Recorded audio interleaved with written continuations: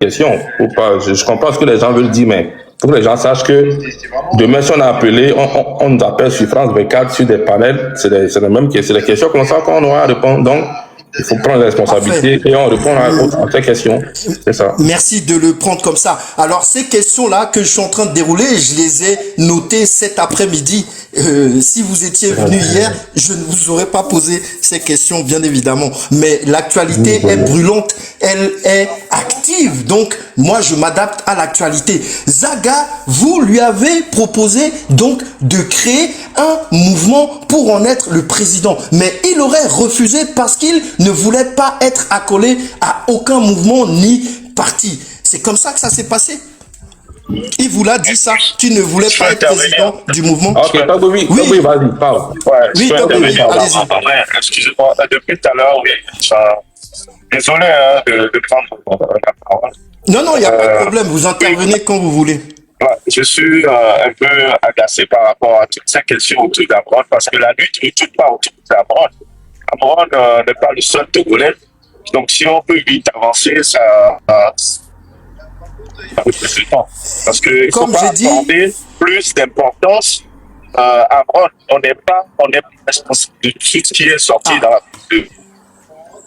Bah, vous voulez donc, que si je on vous peut pose avancer, quel genre de questions? ça serait pas. Vous voulez que je vous pose quel genre de questions? Cette émission, l'émission a été préparée bien avant la sortie d'Amron. Donc, il y a bien des questions que vous avez préparées auparavant. Oui, l'émission a été préparée depuis vendredi pour hier. Mais comme hier, vous n'êtes pas venu et qu'il y a eu l'intervention d'Amron, entre-temps, c'est venu rajouter à l'actualité qui était postérieure à la sortie d'Amron. C'est pour ça qu'il me semble important de parler de la sortie d'Amron. Ou bien, ça compte pas ça? Bien sûr, je suis d'accord qu'il y ait 2 ou 3 questions, mais ça fait presque 3 quarts d'heure qui tourne autour d'Amron. Non, ça ne fait pas 3 quarts d'heure. Mais il n'y a pas que ça comme question, hein, il y a d'autres questions. Et on va arriver aux autres questions. Mais les autres questions concernent aussi l'actualité, ce qui s'est passé cette semaine. Est-ce qu'on peut parler de ce qui s'est passé cette semaine ou pas?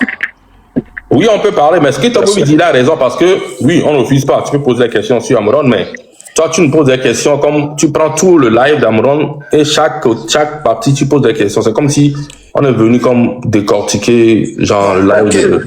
C'est ça, c'est ce qui est tabou. Alors, on va arrêter de parler de Amron, ça ne vous convient pas. On va essayer. Non, tu peux continuer par poser des questions, mais pose des questions qui sont importantes, 2, 3, 4, et puis on continue dans les autres questions, c'est tout.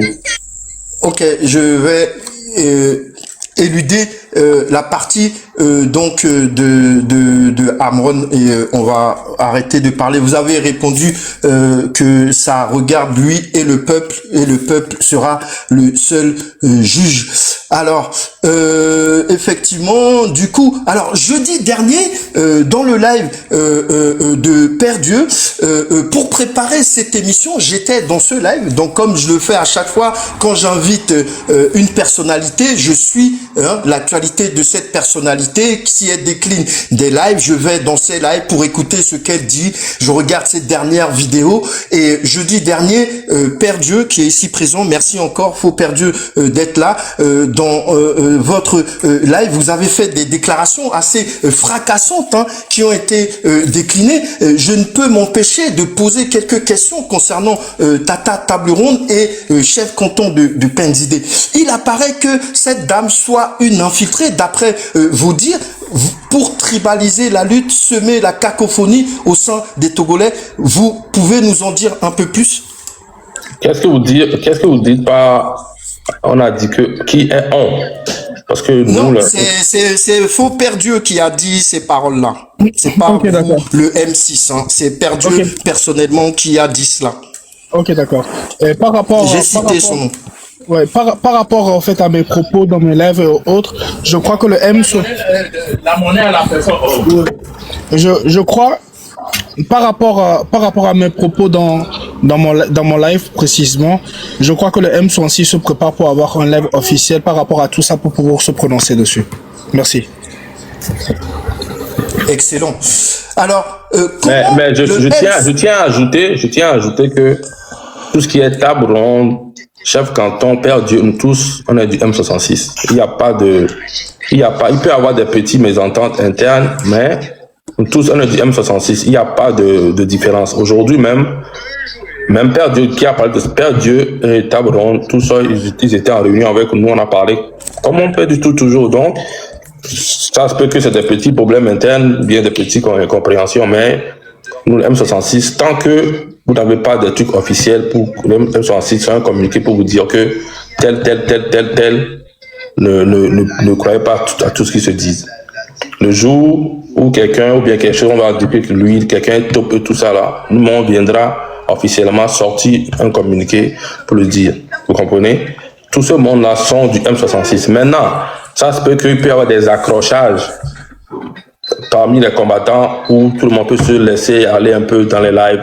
Mais tout ça, c'est ce qui ça arrive, même dans tous les grands partis politiques, même aux États-Unis, dans les républicains, il y a des clashs, les démocrates, donc ça c'est tout qui arrive, mais ça c'est des petites incompréhensions internes. Ça n'a rien à voir sur l'appartenance de tous ces combattants du M66, c'est dans le M66.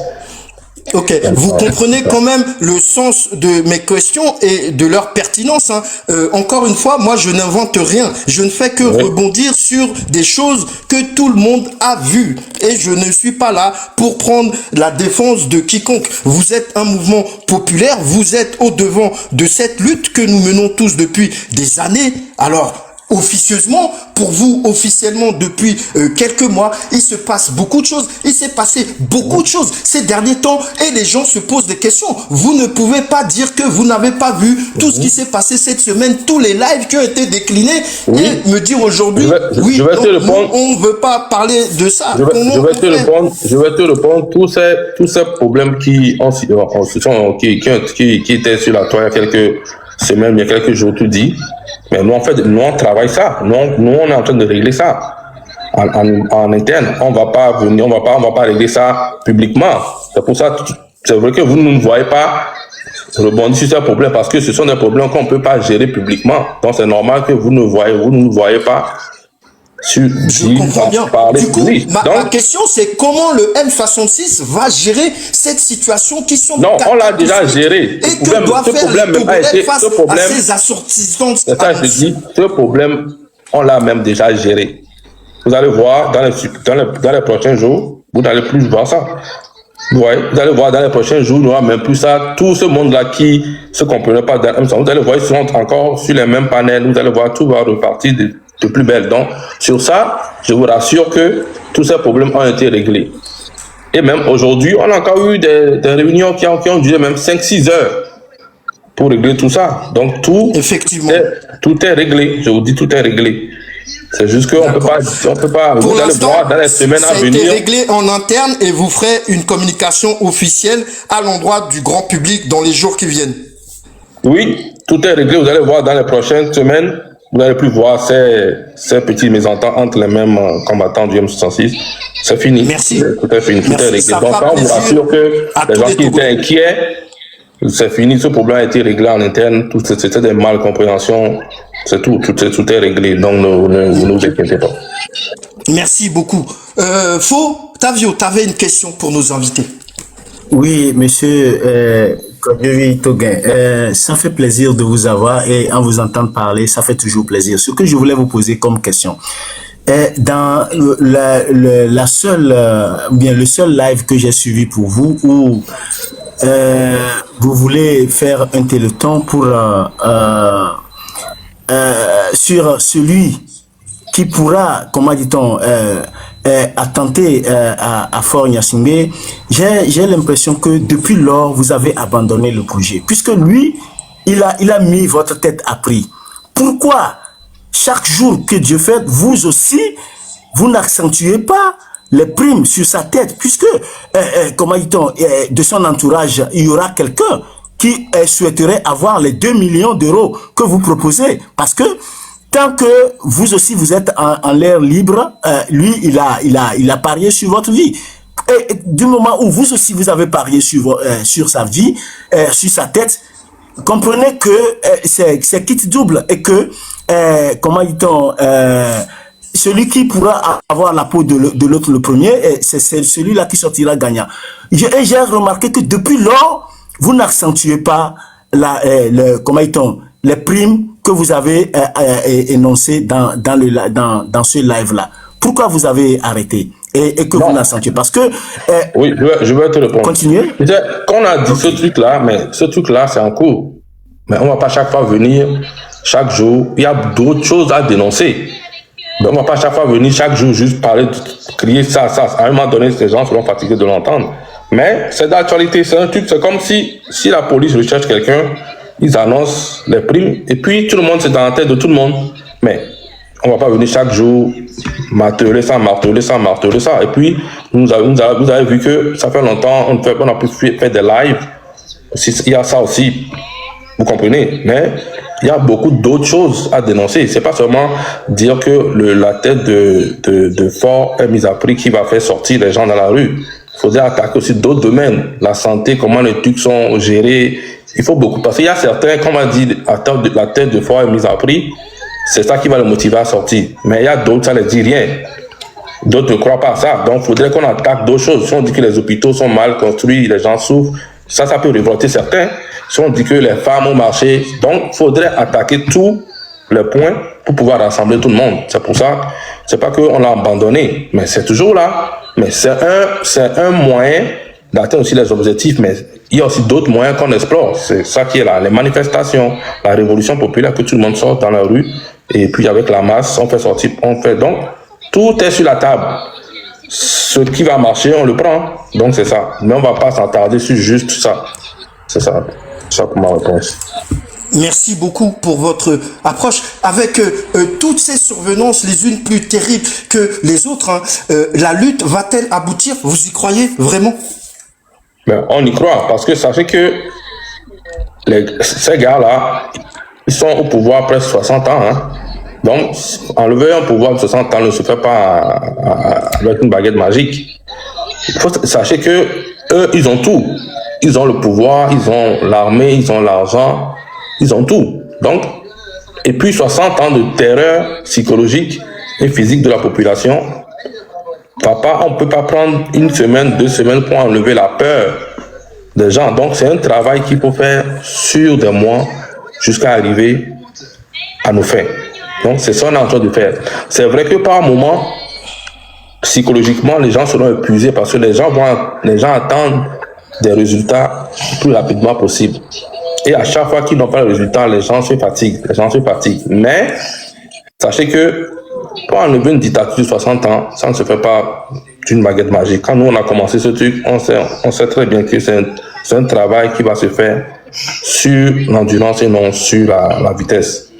Donc, c'est ça. Parce qu'on a commencé, il faut que tout, on commence par dénoncer. Il y a certains qui vont se rallier peut-être au 7e mois de la lutte, peut-être au 12e mois, au 15e mois. Mais ce qui est sûr, si on continue comme ça dans cette lutte, dans cette direction, un beau jour, quand tout le peuple va adhérer, c'est ça qui va constituer l'explosion qu'on recherche. Donc, c'est ça. Je peux ajouter quelque chose, s'il te plaît? Oui, allez-y. Vous prenez la parole quand vous souhaitez. Moi, je veux bien ajouter quelque chose à ce que le président vient de dire. C'est que, pour finir, au fait, vite, ce combat, tout dépendra de la conscience de tout un Togolais. Quand le Togolais, dans son entièreté, je parle de, y compris vous et moi, quand on va prendre, en fait, la conscience de pouvoir tirer dans la même direction et d'aller dans la même direction qui est de faire partir ce régime soixantenaire qui nous dirige. Parce que ce qui devient beaucoup plus difficile aujourd'hui, c'est d'arriver, au fait, à une convergence de tous ces Togolais-là qui ont véritablement soif de leur indépendance, que de voir des Togolais divisés ou permettre que nous-mêmes nous asseyons en fait la division dans tout ce qu'il y a comme couche au fait au Togo. Donc à partir du moment où chacun d'entre nous va prendre conscience de l'état du Togo, de l'état du Togolais du nord au sud, et que nous allons prendre conscience et dire que le véritable problème que nous avons, c'est Fort Gnassingbé, mais nous allons le faire partir en mode de 24 heures. Mais à partir du moment où nous serons chacun d'entre nous là, à nous accrocher en fait à nos égos personnels et autres, mais Fort Gnassingbé va dormir. Donc moi j'appelle au fait tout un chacun d'entre nous, au lieu d'attendre que ce soit le M66 qui arrive au fait à faire partir au fait le régime, mais que chacun de tous les Togolais se retrouve dans l'esprit de M66 au fait avec les mêmes rages pour pouvoir dégager aussi rapidement ce régime. Parce que ça ne va pas être juste les membres de M66 qui vont faire partir le régime qui est en face de nous, mais ça va être les Togolais qui en ont marre et qui finissent au fait avec ce régime. Justement, Père Dieu, avec tout ce qui se passe sur la toile, vous suivez aussi l'actualité. Vous allez de temps en temps sur différents panels, on vous rapporte des choses qui ont été dites. Est-ce que il vous semble que ces comportements vont dans le sens de ce que vous venez de décliner? Bon, qu'est-ce que tu appelles... Non, Père Dieu, attends. Qu'est-ce que tu appelles par quel comportement? Tu peux nous expliquer un peu? Oui, mais Père Dieu vient de dire que ça sera le moment où tous les Togolais vont tirer dans la même direction et faire une convergence. Et aujourd'hui, on note sur la toile qu'il y a beaucoup d'affrontements entre différents clans, si on peut appeler ça comme ça, entre différentes personnes. Aussi, on a vu tout ce qui s'est passé cette semaine. Donc, Père Dieu vient de dire que la conscience collective sera la clé qui amènera à la convergence. Mais pour qu'il y ait convergence, il faut qu'il n'y ait plus ce type d'attaque qu'il y a eu tout au long de ces dernières semaines. Et je pose la question de savoir que si ça continue comme ça, comment arriver à trouver une convergence? Je suis tout à fait d'accord au fait avec vous. Et je pense que dès le début, même bien avant le 6 juin, bien avant que le M66 ne prenne le nom du 6 juin, l'idée a toujours été d'appeler au fait tous les Togolais du Nord au Sud au fait à pouvoir se lever. Nous sommes conscients que ce qui est aujourd'hui notre plus grande difficulté, c'est d'arriver au fait à cette convergence, parce que n'oublions pas que d'autres personnes voient les choses d'une autre manière. Nous ne portons pas tous les mêmes douleurs. Nous n'avons pas tous les mêmes consciences de l'état dans lequel nous sommes. Nous n'avons pas tous les mêmes stratégies. Nous nous réveillons assez différemment. Moi, par exemple, quand tu me vois aller sur des panels que ce soit des gens de l'ANC ou des autres partis politiques, pour leur dire, sortons de l'injure et autres, c'est pour pouvoir véritablement, au fait, aller, au fait, à réveiller, au fait, la conscience de tout un chacun d'entre nous. C'est pour pouvoir nous dire que le Togo est plus grand que chacun d'entre nous. Tu comprends? Je suis tout à fait d'accord que les différents vont arriver. Mais c'est encore moi qui, au nom de mes camarades de lutte, qui s'en va dire au fait aux gens que le plus important c'est le Togo et qu'il nous faut prendre de la hauteur. Tu comprends? Et sur ce, je crois que le M66 aujourd'hui n'a pas envie de s'attarder sur l'ego personnel de tout un chacun d'entre nous, n'a pas envie de s'attarder un peu sur nos insultes personnelles et certaines choses. Tu vois? Donc, c'est pour ça, ici, aujourd'hui, le message que nous avons envie de lancer, c'est à la conscience individuelle de tout un chacun d'entre nous, parce que n'oublions pas, nous sommes en train d'appeler au fait à une révolution populaire. Donc, pour arriver au fait à une révolution populaire, nous aurons besoin de tous les Togolais, de tous les endroits du Togo. Donc, sur ce... Je peux répondre aussi, hein. Si tu as fini, je vais ajouter quelque chose. Ouais. Donc, sur ce, aujourd'hui, nous préférons, au fait, nous attarder sur les choses qui nous rassemblent que beaucoup plus les choses qui nous divisent. Maintenant, quand Jovito Guerre avait dit quelque chose, le peuple est là, le peuple regarde, le peuple juge. Bon, je vais répondre aussi à cette question. Oui, allez-y. Hein. Oui, ce que Père Dieu a dit, c'est vrai, on a besoin de tout le monde, mais ça ne veut pas dire aussi que M66 va se laisser faire quand tout le monde va l'attaquer de tous bords. Soyons quand même réalistes, que nous, on a des combattants qui sont prêts à défendre M66, quoi qu'il arrive. Donc, oui, on veut que tout le monde soit dans la même direction, on veut rassembler. M66 est ouvert à travers tout le monde. Mais il y a un mais, ça ne veut pas dire que M66 va se laisser c'est pas traîner dans la boue comme il faut. Si ça arrive, il y a des combattants qui vont quand même se défendre, qui vont défendre le M66. Donc c'est pas seulement M66, il faut accuser de dire que le M66, les membres de M66 insultent ou tout ça. Mais si à un moment donné vous continuez pas, on attaque le M66, on dit des choses, mais à un moment donné, il y a certains de nos combattants qui vont répliquer. Parce qu'il faut savoir que cette lutte d'abord, c'est une lutte d'abord sur TikTok. C'est une lutte d'abord sur le net. C'est une lutte de communication. Avant même d'être une lutte sur le terrain, c'est une lutte de communication.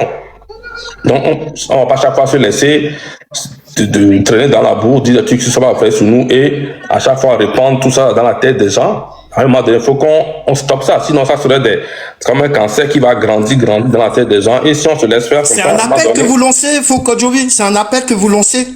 Que quoi? Un appel de quoi? Je vous dis que... À l'arrêt des attaques. Oui, nous, on veut que tout le monde aille dans la même direction. Qu'on laisse tous les égos de côté. Tout le monde, peu importe, tu es M66 ou pas, notre objectif commun, c'est Fort Gnassingbé.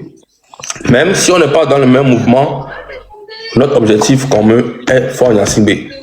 On peut travailler ensemble, tous les mouvements ensemble, tous ensemble, pour converger à un seul objectif, c'est dégager le régime de Fort Gnassingbé. C'est ça. Nous, on a toujours dit au début, c'est ce que nous, notre philosophie, c'est ça. C'est qu'on a dit qu'on est ouvert à tout le monde. C'est pas, nous, d'abord, on n'est pas un parti politique. Nous, on n'aspire pas à devenir président ou ministre ou quoi que ce soit. Non, moi, je suis ici, je n'ai pas envie de quitter ici pour aller au Togo devenir ministre ou quelque chose. C'est pour ça qu'on dit que nous, on est ouvert. Nous, notre objectif, c'est Fort Gnassingbé. Donc, on n'est pas un parti politique qui aspire aussi au pouvoir où c'est comme ça que les gens vont nous voir comme si on est des menaces ou bien c'est une concurrence pour aboutir au pouvoir. Nous, on n'est pas dans. Non, on est juste le peuple qui veut une liberté. Donc, si demain... Foucault Jovi, est-ce que vous avez cette impression aujourd'hui que les gens font peut-être des luttes de positionnement? C'est votre sentiment? Bon, lutte de positionnement, bon, je ne sais pas. Ça se peut. Ben, ça se peut. Mais nous, tout ce qui ne converge pas à dégager fort, nous, on n'est pas dedans. Tu vois, nous, on n'est pas dedans. Si quelqu'un veut se positionner, si nous, on voit ça vite venir, non, nous, on ne va pas adhérer, nous, on va continuer, on ne va pas l'inclure dans notre chose, on ne va pas travailler avec lui. Si on voit que la personne est vraiment prend, la personne veut vraiment aussi évoluer dans la même direction pour chasser fort. Et après ça, les partis politiques eux-mêmes, ils peuvent faire des guerres entre eux et celui qui va gagner sera président s'ils le veulent. Mais avant ça, nous, on n'est pas dans le truc de se positionner, tout ça, non. Avant ça, on doit travailler ensemble et dégager fort. C'est ça l'objectif principal. C'est pas le moment de se positionner, c'est pas le moment de vouloir prendre la lutte pour faire pour lui, non. L'objectif, c'est d'abord tout le monde tout ensemble, comme Togolais, on laisse tout ce qui est parti politique, mouvement, tout, on se rassemble comme un homme, on chasse Fort Gnassingbé et son régime, et après les partis politiques jouent leur rôle sur le terrain, et on aura des élections transparentes, et celui à qui le peuple aura confiance, il va l'élire avec une élection transparente, c'est tout. Mais nous, on n'est pas dans le truc de positionnement, tout ça là. Non, ça ne va pas dans notre idéologie pour le moment. Merci beaucoup. Fotavio, tu avais une question, vas-y. Monsieur Kondivi, je voulais savoir, est-ce que les partis politiques vous ont approché pour travailler avec vous, en parfaite synergie avec vous? C'est nous qui avons plusieurs fois approché les partis politiques. Vous comprenez? C'est nous qui avons approché plusieurs fois les partis politiques pour travailler avec eux. C'est pour ça que vous avez vu, il y a certaines de nos manifestations, il y avait Madame Adjamagbo, Nathaniel et certains qui étaient sortis. Je vous rappelle, il y a certains, c'est le 8, ou bien avant le 8, le 30, où on faisait la marche sur le trottoir. Il y a certains, on les avait approchés, on les avait proposé le plan, et ils ont dit que c'est bon, ils vont soutenir, et ils ont soutenu à leur manière.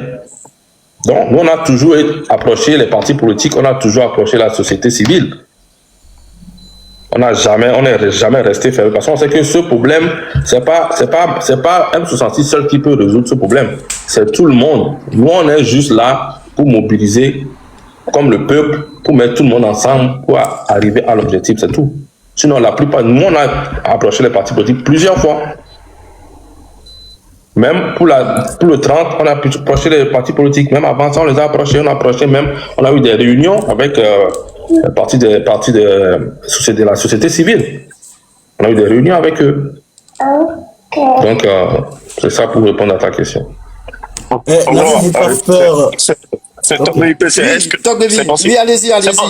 C'est possible de poser une question ou les questions sont à sens unique? Non, vous pouvez poser une question. Vous voulez nous poser une question à moi? Oui, exactement. Je voulais savoir Oh, ce que vous pensez des attaques reçues par le M66 venant de Makanda. Je voulais savoir votre ressenti. ah, mais moi, je peux pas répondre à ces questions. Moi, je suis Monsieur pas Tagobi, pour reposez la question les et je vous attaques. donnerai la réponse. Vous pensez Il quoi a dit qu'est-ce qu'on pense des attaques de Markanda contre le M66. C'est une question, comment dit-on, légitime. Marc Nda a ses propres opinions. Nous aussi, nous avions, comment dit-on, nos opinions. On ne va pas, comment dit-on, suivre quelqu'un bêtement. Moi, ma propre condition est comment dit-on, est la libération effective du Togo, d'où que ça vienne.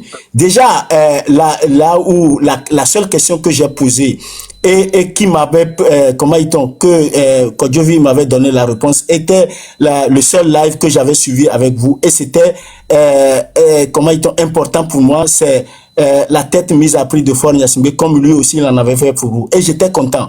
Déjà, ça m'a réjoui qu'au moins il y a des compatriotes aussi qui osent certaines choses. Ce que beaucoup n'ont pas osé au Togo. Même le cas de Marc Nda aussi n'a pas pu oser ça. Si vous avez osé ça, moi je suis content. Donc l'opinion de Marc Nda m'importe peu. C'est ce que je tiens à vous dire. En tout cas, le travail que vous abattez, ça me plaît. Et moi, ce qui me désolera, c'est que on vous affiche des infiltrés. Raison pour laquelle j'avais posé la question, est-ce que vous avez été approché par les partis politiques quand Togbe Koupoué m'avait répondu à cette question? Donc, c'est tout ce que moi je peux dire. Les paroles de Marc Nda n'engagent que lui. Et nous aussi, nous avions nos propres opinions. Nous ne sommes pas les enfants de qui que ce soit. Merci beaucoup. On ne travaille pas pour Markanda, on est indépendant de tout mouvement, de tout parti politique. C'est ça. Vous inquiétez pas pour ça. On n'est pas là pour vous attaquer. On vous pose juste des questions sur des choses qui ont été dites publiquement. C'est ça qu'on essaie de savoir, quel est votre sentiment par rapport à ce qui se passe. Mais on ne vous attaque pas. Il faut pas prendre nos questions comme des attaques personnelles contre le mouvement M66. Non, pas du tout. Pas du tout. C'est très bien, comme ça, des fois, on se pose des questions. Voilà. Oui. Parce que vous êtes sur la toile. Oui, moi je suis la toile, je suis tout ce qui se passe. Et il m'arrive, par exemple, de monter sur des panels, je monte moins qu'il y a quelques mois, parce que j'ai l'impression que le fait de parler, ça n'a pas de poids, en tout cas pour ma part. C'est pour ça que je monte moins sur les panels, je reste beaucoup en commentaire, je regarde ce qui se dit par-ci, par-là, et j'invite des gens qui comptent dans la lutte, des gens dont la voix porte, des gens qui ont déjà mené cette lutte. Et je crois que vendredi, nous avons reçu ici sur ce même panel Monsieur Nicodème Abia, qui est le président du parti Les Démocrates, à qui on a posé des questions, notamment sur ce qu'il a vécu depuis les années 90, puisque il a commencé la lutte il y a très longtemps. Ce que j'essaye, moi, de faire ici avec mon acolyte, c'est de donner la parole, justement, à des gens dont la voix compte dans la lutte, pour savoir quel est leur sentiment, mais de façon plus solennelle, puisque en général, vous êtes dans des lives, il y a beaucoup de gens avec vous sur les panels, il y a des gens que vous faites monter, l'échange existe, mais il n'est pas le même que ce soir. Là, c'est un face-à-face entre vous et le peuple. J'espère être un digne représentant du peuple. Il y a eu beaucoup de lives qui ont été déclinés toute cette semaine sur l'actualité, et on ne peut pas faire comme si de rien n'était. Donc moi, ce que je cherche à faire, c'est de savoir quel est le sentiment que ceux qui sont au devant de la lutte, ils ont de ce qui se passe en général, et surtout quand ils sont touchés par l'actualité. Et cette semaine, le M66 a été beaucoup touché par l'actualité, par tout ce qui s'est passé tout au fil de la semaine. C'est pour ça que j'ai souhaité vous inviter, mais ça fait longtemps que je voulais vous inviter. C'est difficile d'avoir des invités, c'est des négociations qui sont longues, des semaines, et ça aboutit parfois, des fois ça n'aboutit pas. J'ai invité beaucoup de gens qui ont refusé parce qu'elles ne voulaient pas se retrouver face à des questions. Elles préfèrent aller sur des panels où il y a beaucoup de gens, parce que j'ai l'impression que leur parole est noyée dans la quantité de choses qui sont dites. Ici, ce soir, on a la chance de faire un travail face à face. C'est le M6 face au peuple. Le peuple se pose beaucoup de questions.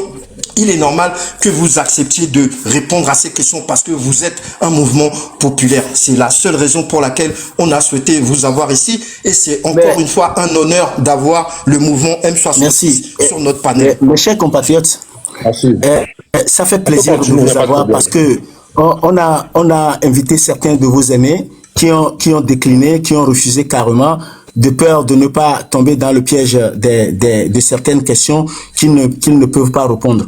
Au moins, vous avez eu quand même la lucidité parce que quand Fomé m'avait dit qu'il vous avait lancé cette invitation par le biais de Père Dieu, j'avais douté de votre venue ici.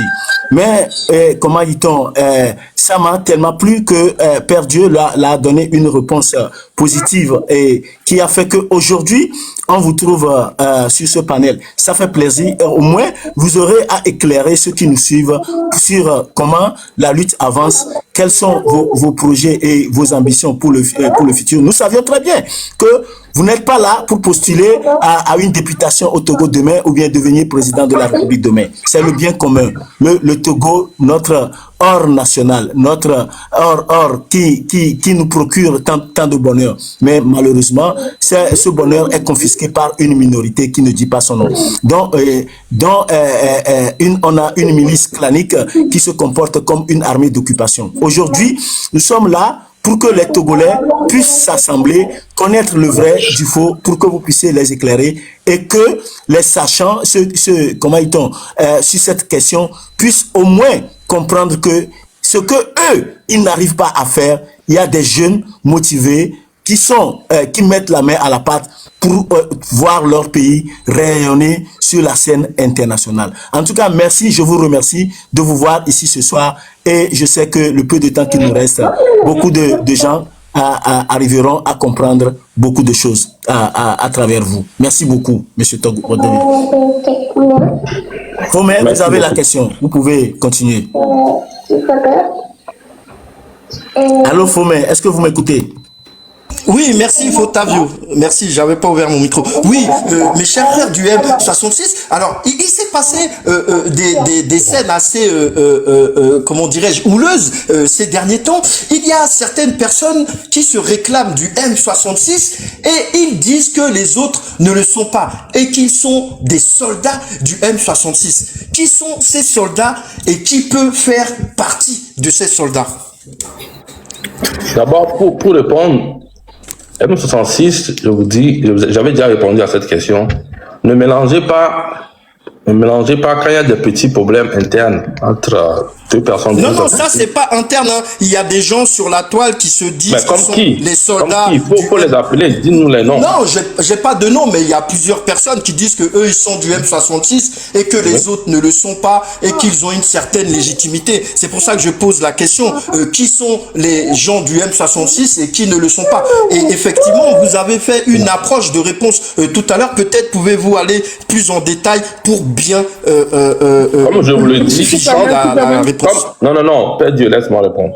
Comme je vous l'avais dit, le M66, tous ces gens-là qui disent qu'ils ne sont pas du M66, bien, bon, en tout cas, whatever, tout le monde est du M66. Tout le monde est du M66. Tous les gens que vous avez connus qui sont du M66 demeurent M66. Ok? Tant que nous, on ne va pas faire des communiqués officiels pour vous dire que celui-là n'est plus du M66, il faut savoir que vraiment là, vous allez comprendre qu'il n'est plus du M66. Mais tant qu'on n'a pas dit ça, tous ces gens-là sont toujours du M66. Il peut y avoir des problèmes entre deux membres du M66 où ils vont se dire des choses, ça reste superficiel. C'est le problème qu'on gère et tout revient en place, comme tout autre mouvement. Vous comprenez? C'est juste que, comme je vous ai dit, on a réglé ce problème et vous n'allez plus voir ces gens de choses où deux membres du M66 vont se faire la guerre publiquement ou bien de disputes publiquement. Ça, c'est du passé, c'est réglé et vous n'allez plus voir ce genre de choses. Mais tant que je vous dis, tout le monde fait partie toujours du M66, il n'y a pas de... Lui est soldat du M66, lui ne l'est pas, il n'y a pas ça. On espère de tout cœur que vos paroles seront entendues et je pense que c'est le souhait de tous les Togolais qu'on puisse être réunis derrière un mouvement, si tant est que ce soit un mouvement, ou derrière quelqu'un, si tant est que ce soit une personne, mais que tout le peuple togolais soit derrière cette personne-là. Et si c'est vous, alors tant mieux. On ne veut rien d'autre que la libération de notre pays. Oui, Togbebi. Bien sûr. Oui, je voulais rajouter quelque chose à ce que Togbebi vient de dire. Du moment, toute personne qui adhère à l'idéologie du M66 fait partie du M66. Toute personne qui a l'ambition, qui a l'énergie, qui a l'envie de faire dégager Faure Gnassingbé fait partie du M66. Et tu peux aussi repartir quand tu as envie. Parce qu'on ne va pas te retenir si tu n'adhères plus à l'idéologie parce que tu estimes que Faure Gnassingbé fait du grand boulot, du bon boulot et que tu veux retourner dans le système de UNIR, que voilà, tu reconnais maintenant que l'UNIR fait du bon boulot, ben, tu peux retourner toutefois. Parce que quand Togbebi vient de le dire, les gens hier étaient contre le système, aujourd'hui ils mangent avec le système. Donc c'est la même chose. Du moment que tu adhères à l'idéologie du M66, tu en fais partie automatiquement. Merci.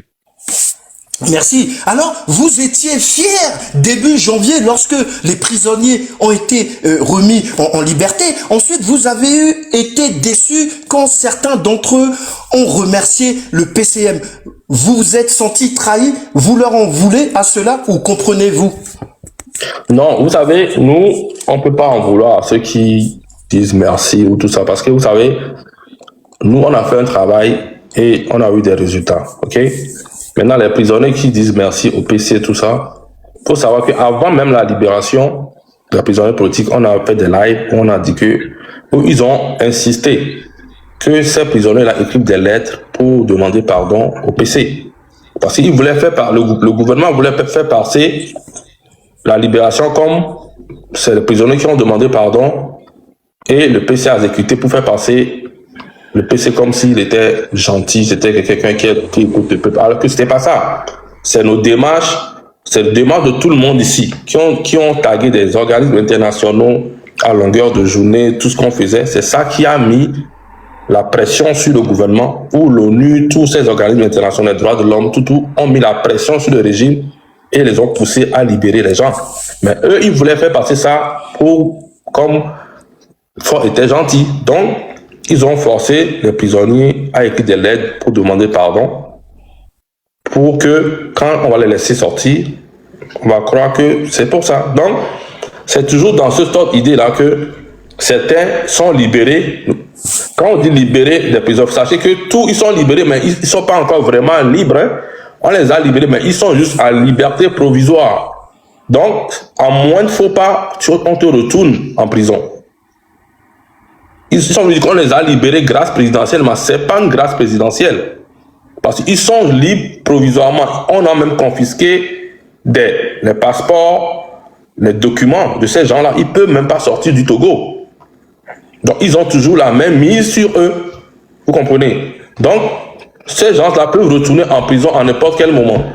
Donc, s'ils viennent dire que Faure, merci au PC, tout ça là, on ne le prend pas ça mal. Parce qu'ils sont toujours. C'est de la propagande pour vous? C'est de la propagande pour vous? C'est pas. Bon, oui, on peut dire la propagande. Et puis on peut dire aussi, ils ont les forces. Ils sont dans l'obligation de le faire. De le faire. Vous savez qu'il y en a certains qui ont rejoint carrément le parti UNIR. Ben, ça n'engage que. Hein. Ça n'engage que. Vous savez, dans cette lutte, il faut savoir qu'on aura des déceptions. On aura comment dire, la fatigue, des déceptions. Les gens, même ceux qui ne vous comptez pas, à un moment donné, vont se retourner. Mais ce n'est pas ça l'objectif. L'objectif, c'est qu'on doit être droit, on doit être focus.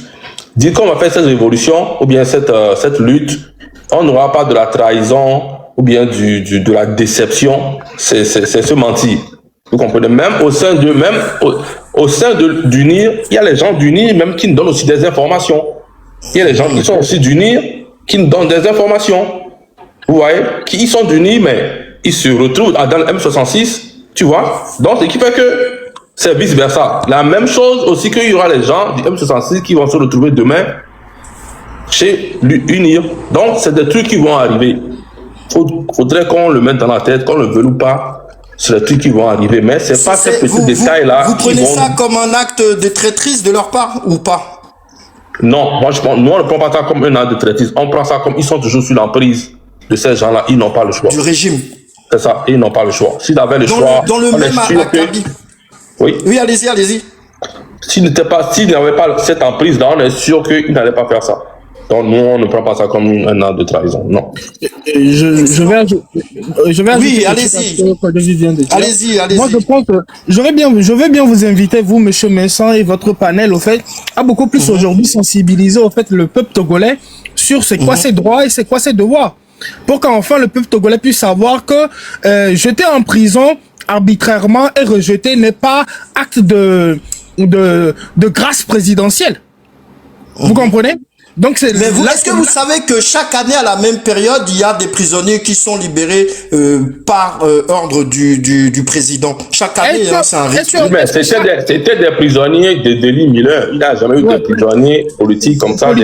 Comme ça, c'est la première fois. On sait aussi que ceux qui ont été relâchés, en réalité, ils n'avaient même pas été jugés, ils n'avaient été accusés de rien. C'était ce qu'on appelle des arrestations arbitraires. Donc, mais monsieur Messan, oui. Étant conscient que ceux qui ont été arrêtés n'ont pas été jugés et libérés, il est grand temps de dire au fait au peuple togolais que ce n'était pas une grâce présidentielle et qu'ils étaient dans leurs droits et que ça ne leur revenait pas à eux de pouvoir écrire et dire au président de la République merci. Merci pourquoi? Merci de nous avoir arrêtés arbitrairement. Et ceci, il y a quelque chose qu'on doit souligner. Ça a dû être en fait la bataille de tous ces jeunes Togolais conscients de leur avenir aujourd'hui qui se sont levés et qui ont dit non. Tu vois? Donc il est grand temps que au lieu qu'on aille au fait qu'on cherche au fait à donner au fait toute responsabilité au fait au M ou en 6 et tout ça, qu'on apprenne au fait à éveiller la conscience des gens que dire non, c'est aussi notre droit. Et que quelqu'un ne peut pas se permettre de nous maltraiter, de nous emprisonner comme il veut et par la suite nous dire que nous devons lui dire merci. Et maintenant, toutes ces personnes-là qui sont sorties de la prison, nous sommes très fiers parce qu'ils sont sortis, mais ce n'est pas une grâce présidentielle, ça a dû être l'éveil de la conscience du peuple qui a amené en fait ces personnes aussi à être libérées.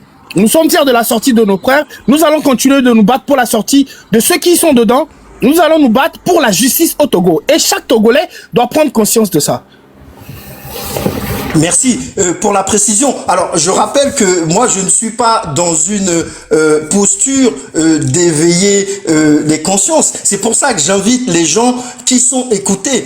Quand moi, j'ouvre un live, il y a 17 personnes. Qu'est-ce que je peux faire? Mais quand je donne la parole à des gens comme vous, quand je donne la parole à des gens comme Nicodème Abia, quand je donne la parole à des gens comme le papa de notre sœur Farida Nabourema, quand je donne la parole, par exemple, à des gens comme la marraine qu'on connaît tous, quand je donne la parole à des gens qui ont une voix qui compte, il leur appartient, quand ils viennent ici, de distiller leur message à travers mes questions. Je ne suis pas là pour, encore une fois, poser des questions mal à l'aise, qui dérangent ou pas. Mais mais ça, on ne te blâme pas, hein, pas du tout. Non, on répond à ta question.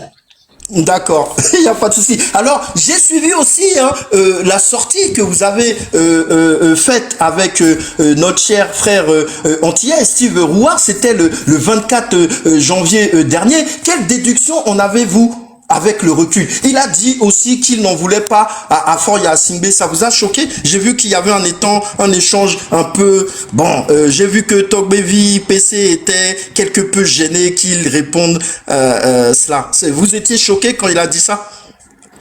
Bon, vous savez, pour ce live-là, vous allez voir que Steve a condamné ces gens-là, mais au même moment, il ne veut pas trop parce que faut savoir que il a dit que M. Adjoulouvi était l'ami de quelqu'un de sa famille, quelque chose comme ça.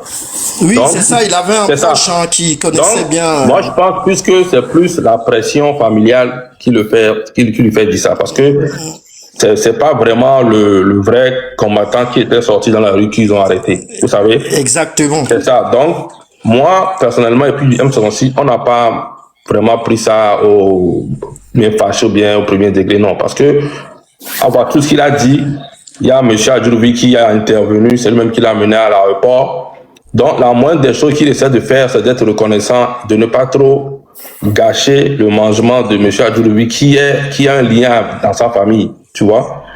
Donc, je pense que tous ces mots-là, je pense que c'est des trucs qu'on lui a peut-être placés pour dire, ben, quand tu vas dans le live, sois modéré, faut pas dire. C'est que moi, je sais que Passinava, il y a beaucoup de choses qu'il n'a pas voulu dire la fois passée. Oui, je bien suis sûr. très convaincu parce qu'il ne voulait pas trop aller dans les détails dans certaines choses. Exact. Mais vous lui avez dit que pourquoi est-ce qu'il parle pas et qu'il se retient. Moi, j'ai suivi le live. Donc, c'est pour ça que je vous pose la question. J'ai bien vu que vous étiez un petit peu gêné. Exactement. Parce que il a même bien précisé que Claudicia travaillait pour Fort Yancibé. Oui, il a dit ça.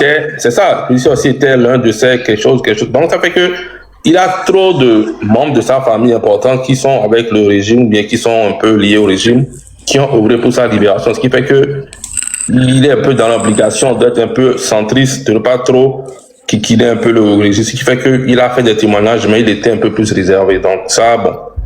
C'est normal. Ça, ouais. Vous voulez, on voulait pas. Ok. Alors là, cette question, je vais la poser à Talk Baby PC parce que lui aussi, il a eu à participer avec dans un live houleux avec Monsieur Abevi Abdul Razak chez Joël, notre frère béninois.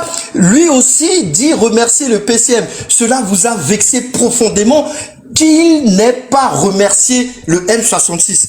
Talk Baby PC. Vous vous rappelez de cet échange? Oui, bien sûr. En fait, voilà, ce qui m'a vraiment gêné, c'est pas le fait de ne pas avoir remercié le M66. C'est d'avoir, entre guillemets, insulté surtout Madame Nyakade. Parce que il faut dire que c'est Madame Nyakade qui est sortie dénoncer certaines choses, qui a demandé la libération des prisonniers politiques. Et ces mêmes prisonniers politiques qui sortent, qui remercient leur gourou, celui-là même qui a fait enfermer Madame Nyakade, les gars, ils sortent et ils les remercient. Mais voilà, c'est moi je prends ça comme une insulte envers vraiment Madame Nyakade. Effectivement, je me rappelle que vous lui avez donné un parallèle, un exemple en lui disant « Mais toi qui es là, tu dis ça. Imagine que tu achètes une moto toute neuve et que tu mets ta moto devant chez toi, on vient te la voler et le voleur, il te la ramène 7 ans après. Est-ce que tu vas le remercier comme tu es en train de remercier voilà. le PCM ?» Voilà, exactement. Je faisais allusion... Je faisais allusion à ces 7 ans de prison perdus. Il n'a même pas été condamné. Hein. On l'a juste jeté en prison et on le ressort quand ils ont envie de le ressortir. Normalement, c'est pour ça qu'au Togo, il n'y a même pas la loi, il n'y a même pas la justice. Ils font ce qu'ils ont envie de faire. Ça, normalement, à chaque fois, on doit dénoncer ce genre de situation. Vous avez bien fait. Et je crois que vous lui avez posé la question de savoir s'il avait été dédommagé. Il voulait pas répondre. Oui, je pense que c'est Zaga qui a posé cette question. Qui lui a posé la question, oui. Oui, voilà. On sait tous qu'au Togo, il n'y a pas de dédommagement en termes de quand la justice a failli, on ne dédommage pas la victime. Alors, on le sait tous. Oui, c'est très malheureux. Alors, bon, j'ai vu que vous aviez tiré une certaine fierté quand les prisonniers ont été libérés. Est-ce que vous vous êtes dit que le discours ou les discours de quelques panafricains lors du congrès de novembre, qui eux aussi avaient appelé le PCM à faire un geste envers les prisonniers, n'est pas compté pour vous? Bien sûr. Oui, Non, vas-y. Ok. Bien sûr que ça aussi, ça a compté. Je me rappelle pas du nom exactement de monsieur. Je sais plus de quel pays. Il était de la Guinée-Conakry. Et puis voilà, exactement. Je m'en souviens plus. Mais celui principal qui a retenu notre attention, c'était celui de la Guinée-Conakry. Oui, voilà, j'ai oublié son nom. Vraiment, son discours nous a vraiment plu. Et exactement, ça aussi a contribué aussi à nos efforts pour la libération des prisonniers politiques. Pour vous, c'est une petite attends, je vais rajouter pour les prisonniers. Ah oui, allez-y. Ce que je vais rajouter est que la libération des prisonniers politiques, il y a le M66, mais il faut savoir qu'il y a tout le monde. Il y a tout le monde. Tous ces gens qui ont partagé les vidéos sur TikTok, qui ont tagué les institutions internationales. Tous ces gens-là, c'est un travail ensemble. nous, on ne prend pas le crédit seul que c'est à cause de M66 seulement qu'ils ont libéré les prisonniers politiques. C'est tout le monde. Toutes les sociétés civiles qui dénonçaient les trucs arbitraires depuis les droits de l'homme au Togo, dans le monde, tous ces gens-là, tous ces organismes-là au Togo, comme à l'international, tous ces Togolais-là qui sont restés sur leur téléphone à publier, à taguer l'UNICEF, ONU, tout le monde. C'est un travail ensemble, c'est une victoire ensemble, c'est une victoire collective. C'est cette même victoire qu'on essaie de faire quand le jour où on va réussir à le faire. Aussi, on va dégager Faure Gnassingbé. C'est la même chose, c'est dans le même sillage. Donc, c'est juste pour ajouter ça. Merci beaucoup. Pour vous, c'est une petite victoire en attendant la libération du Togo. Bien sûr, psychologiquement, ça fait du bien à beaucoup de monde parce que ceux qui déjà s'essoufflaient se sont dit, il y a un petit résultat. Ça fait que beaucoup de gens ont repris confiance que, ce qu'on a fait là en 6 mois, si on a pu avoir au moins la libération des prisonniers politiques, si on continue dans 1 an, ça peut donner quelque chose. Donc, c'est vraiment une bouffée d'oxygène psychologique que ça a donné aux gens dans la lutte, les gens qui s'essoufflaient, qui ne croyaient plus. Ils ont vu que, ensemble, on peut faire quelque chose ensemble. Je pense que c'est une très, très bonne chose. Excellent. Alors, vous êtes en danger permanemment depuis votre efflorescence, l'arrivée dans cette lutte. Vous avez pris la mesure de cette menace et avez-vous peur? On a su dernièrement que il y avait eu des attaques spirituelles contre différents membres du M66. Comment vous allez déjà en termes de santé et est-ce que vous avez vraiment conscience de ce danger qui est quotidien? Bien sûr. On sait qu'on s'est mis dans quelque chose où c'est très dangereux. Tous on sait, même en rentrant à la maison, quand il fait nuit, il faut toujours regarder derrière, il faut checker s'il n'y a pas une voiture qui te suit, tu vois.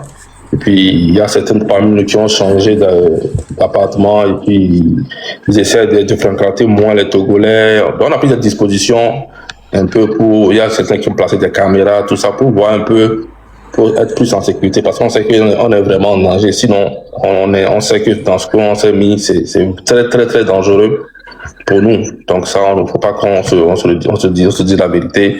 C'est quelque chose de vraiment flippant, mais on est déjà mouillé. Comme j'ai dit, il n'y a plus le temps de reculer en arrière. On s'est déjà lancé. Ça passe ou ça casse, on n'a pas le choix.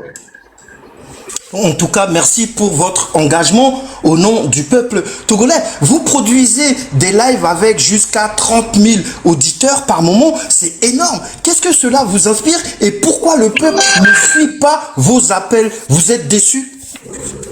Non, vous savez, suivre un live et descendre dans la rue quand il y a beaucoup de militaires que tu risques d'être emprisonné 15 ans, 20 ans de prison, c'est 2 trucs différents. Vous comprenez? C'est pour ça, c'est ce qui explique, sur notre live, c'est pas la même chose quand tu descends dans la rue, quand il y a des manifestations. Vous savez, le peuple togolais, un peuple qui a été torturé physiquement, mentalement depuis 60 ans. Ce qui fait que aujourd'hui, quand on voit même déjà un soldat, on a peur. Donc c'est cette peur-là, quand on pense que c'est cette peur-là qui fait que toutes les manifestations, les gens ont vraiment envie de sortir, mais la façon dont le pays est miné, la façon dont les trucs se passent, les gens ont peur d'être battus, d'être tués. Et puis le régime comprend ça. Dès qu'il y a une manifestation, ils mettent tu vas voir les premières manifestations, ils font de la barbarie pour choquer les gens psychologiquement. Et ils savent que quand ils vont faire ça, les images vont passer, quand les gens vont le voir, ça va casser le courage de tous ces gens-là qui sont restés à la maison, mais qui ne sont pas sortis, ou bien qui envisagent sortir. Ce qui fait que, la façon dont ils ont tué les gens dans la rivière, ils ont arrêté des gens, ça fait que ça a cassé psychologiquement, ça a cassé les gens, ça a mis plus de peur dans la tête des gens, ce qui fait que c'est ça qui empêche les gens de sortir. Maintenant, pour remédier à ça, c'est sans dire, il faut la masse. Il faut arriver à convaincre le Togolais à se transcender, à transcender cette peur-là qui nous gagne depuis 60 ans. Le jour où on va arriver à faire transcender cette peur-là des Togolais, vous allez voir, ça serait explosif. Donc, c'est ce travail-là aussi qu'il faut faire psychologiquement sur les Togolais pour qu'on arrive à faire disparaître cette peur constante-là en nous. Vous voyez, c'est ce que j'aime un peu chez les musulmans. Pour faire une parenthèse, tu vois, les musulmans, déjà, culturellement, les musulmans sont des gens qui n'ont pas peur de la mort. Je prends un exemple.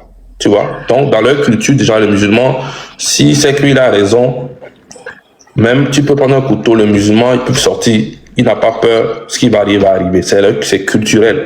Ce qui fait que dans les pays de l'AES, quand il y a des révolutions, c'est plus facile parce que les musulmans, quand tu tires une balle, c'est maintenant eux, ils sortent. Parce que eux, culturellement, dans leur tête, leur foi, ils savent que quand tu te bats pour un truc noble, tu vas au paradis, tu vois. Donc, côté culture aussi, c'est quelque chose qui nous rend un peu faible, mais on a foi que le jour où on va réussir à faire transcender cette peur-là dans la tête des Togolais, on aura nos objectifs.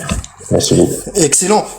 J'aime votre réponse et ça me permet de rebondir. Est-ce que vous pensez que notamment l'homme noir en général et le Togolais en particulier n'ont pas suffisamment l'esprit du sacrifice dans leur ADN?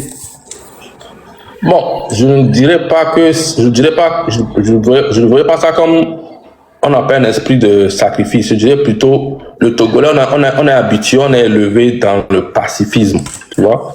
Nous, les Togolais, on n'est pas habitué à la violence, on n'est pas habitué à même l'éducation, même à la maison, par rapport aux autres pays. Vous allez voir que les Togolais, on est toujours plus éduqués, je peux dire, on a plus de bonnes mœurs que beaucoup de pays dans la sous-région. Donc, tout ça là aussi, ça fait que le Togolais préfère souffrir et rester dans son coin. Culturellement, on est habitué à ça, peu importe, que de se lever pour ses droits ou bien pour se défendre n'importe quoi. Il va dire, ah, laisse tomber, c'est pas grave. Maoula, ouais.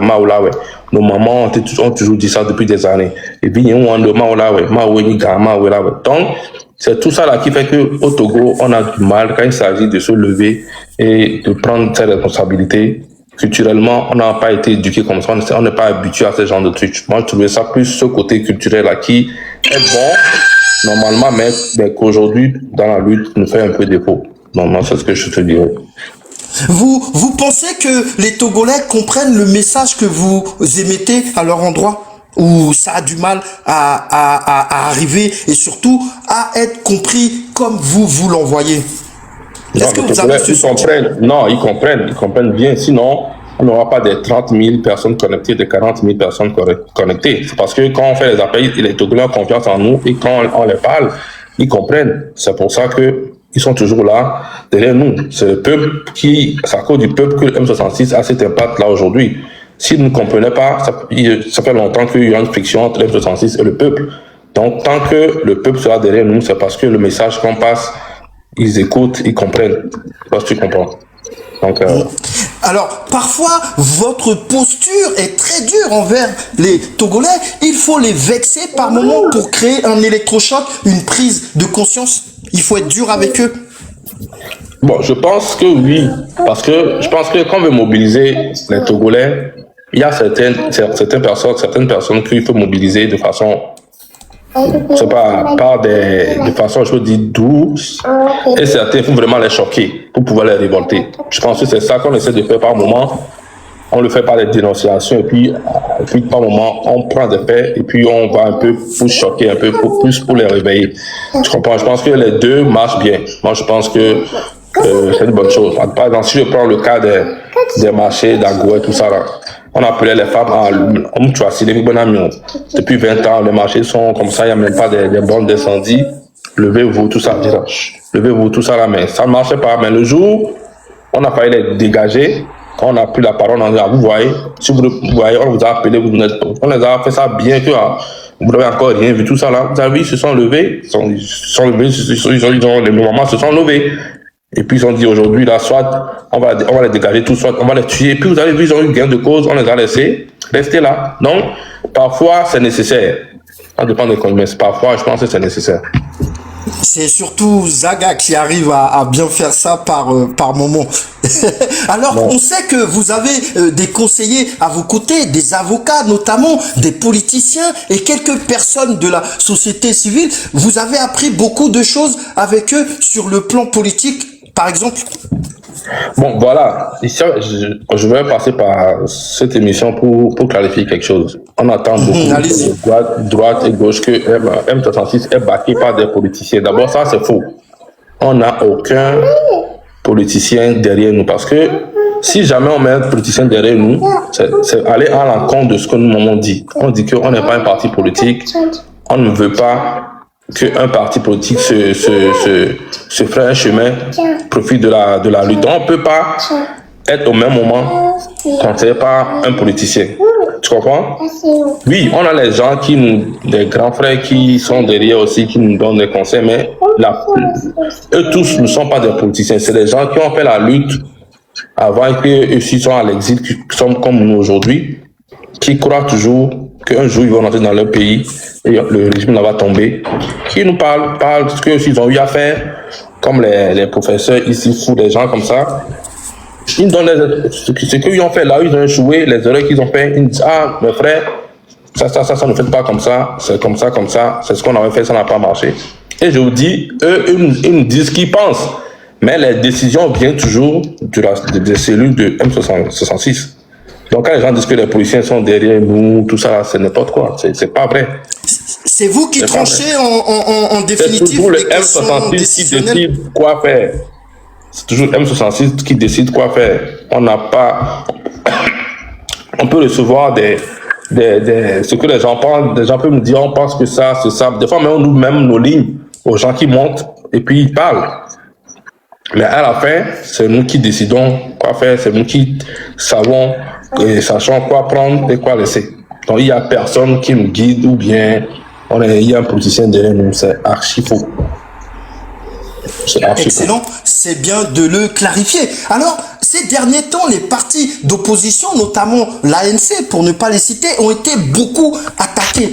Vous êtes partisan d'arrêter ces genres d'attaques envers les partis politiques qui s'est beaucoup vu sur la toile ces dernières semaines? Oui, pour les partis politiques, comme j'avais dit avant, vous savez, nous, le M66, comme je le dis, on veut travailler avec tout le monde. Et je vous ai même dit qu'on a approché les partis politiques plusieurs fois pendant ces 6 mois pour travailler avec eux ensemble. OK? Mais ça ne veut pas dire que les partis, ça ne veut pas dire que le M66, chaque fois que les militants d'un parti vont nous attaquer, vont nous insulter, tout ça, le M66 va se taire chaque fois. C'est ça que je vous dis que il y a des soldats de M66 qui peuvent répondre. Vous comprenez? Mais notre approche première, ce n'est pas d'aller en clash, ce n'est pas d'insulter, d'attaquer les partis politiques. Parce qu'on se dit que pour que ce truc marche, on a besoin de tous les Togolais, le plus possible, le plus petit même qui soit-il. C'est ensemble qu'on doit arriver. Mais si il y a des gens qui nous attaquent et on voit que eux, c'est pour plus ralentir la lutte, mais à un moment donné, nos soldats vont répondre.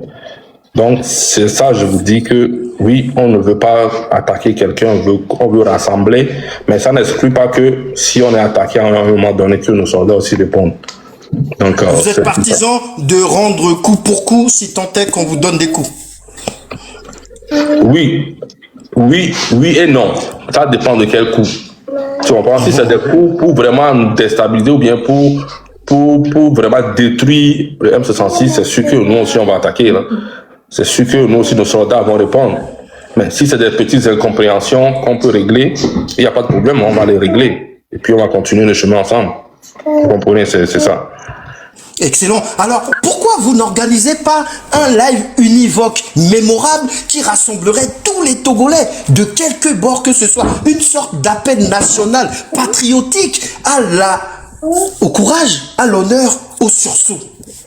Mais on peut le faire, nous on est ouvert à ça, mais est-ce que c'est compliqué? Parce qu'il y a tellement d'ego dans cette lutte que c'est sûr que même quand on va vouloir l'organiser, je suis sûr à 100% que ça ne va pas marcher. Donc, je pense qu'il faudrait faire d'abord un travail individuel avec chaque groupe et quand tout ce travail-là sera fait, avant de mettre tout le monde ensemble.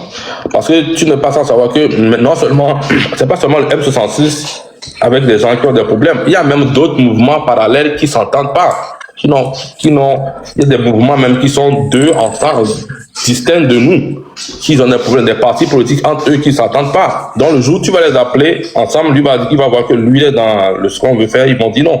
Ils seront pas là. Lui aussi va dire ils seront pas là à cause de lui. Donc, dans l'atmosphère même politique du Togo, quand on parle de l'opposition approche la cible, tout ce qui est mouvement, tout ça, il y a beaucoup de rancune dedans. Ce qui fait que c'est ça même qui empêche le rassemblement qu'on cherche. C'est pas seulement du côté M66, même des partis politiques s'entendent pas, des mouvements ils s'entendent pas. Donc, ça doit être difficile. Je pense que le travail, c'est d'abord faire un travail sur le terrain, un à un. Genre, on prend quelqu'un, on travaille avec lui, on se dit, on arrange. Quand après, on prend les deux personnes qui s'entendent pas, on arrange avant d'aboutir à ça. Si on lance un live demain, tout le monde ne sera pas là. Je te garantis à 100%. Alors, est-ce que, par exemple, vous êtes, est-ce que vous avez donné, par exemple, des quitus officiels à ces soldats de répondre contre les attaques? Bon, quand on dit qu'est-ce que tu as pas quitus, nous, on a nos gens, on a nos membres du M66, ok? Si on est attaqué, eux ils répondent comme les soldats. Instinctivement.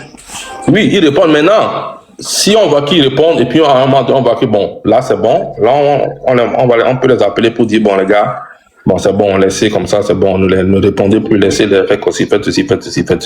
Toi tu comprends? C'est ça. Très bien. C'est ça en fait. Oui. Mais nous, les premiers approches, c'est pas d'attaquer. Ce n'est jamais d'attaquer. Nous, on est toujours dans le rassemblement. Nous, c'est ce qu'on veut, c'est rassembler. Ne fait pas dire que on va se laisser faire, on va se laisser traîner dans la boue jusqu'à un certain niveau. Donc c'est ça l'amalgame qu'il faut faire. Merci. Top Baby PC, vous vouliez ajouter quelque chose peut-être? Non, je n'ajoute rien. Il a très bien répondu. D'accord. Père Dieu, tu voulais ajouter quelque chose? Faux Père Dieu, tu es là? Non. Alors, cette lutte va durer longtemps pour vous. Êtes-vous prêt à aller jusqu'au bout? Vous avez eu envie de prendre du recul ou de passer à autre chose, abandonner? Ça vous a traversé l'esprit? Je suis là. Bon, pour cette question, je dirais, comme je l'ai dit, même si tu abandonnes aujourd'hui, tu es déjà mouillé. C'est parce que si tu abandonnes aujourd'hui, tous les charges, ou bien tu peux rentrer à l'homme, tous les dangers qui courent sur toi vont s'arrêter. Non. La preuve qu'il y a des grands frères qui sont dans la diaspora, qui ont fait les luttes il y a 30 ans, ils ne le font plus, mais ils ne peuvent pas rentrer aujourd'hui, ils sont toujours en exil. Donc, vous l'arrêtez ou pas, tu as les mêmes conséquences. Donc, à quoi bon d'arrêter? Donc, nous, au M66, on ne peut jamais arrêter cette lutte. Oui, dans chaque lutte, il peut y avoir des moments où on est un peu moins présent parce que des fatigues psychologiques, parce que des trucs personnels, mais on ne va jamais arrêter cette lutte. Par moment, vous pouvez voir qu'on est un peu en baisse, les lives sont plus trop comme avant, et puis, hop, ça peut reprendre. Donc, il peut y avoir des fois des variations de vitesse, mais on ne va jamais arrêter cette lutte tant qu'on n'a pas les résultats escomptés. Donc, c'est un peu ça.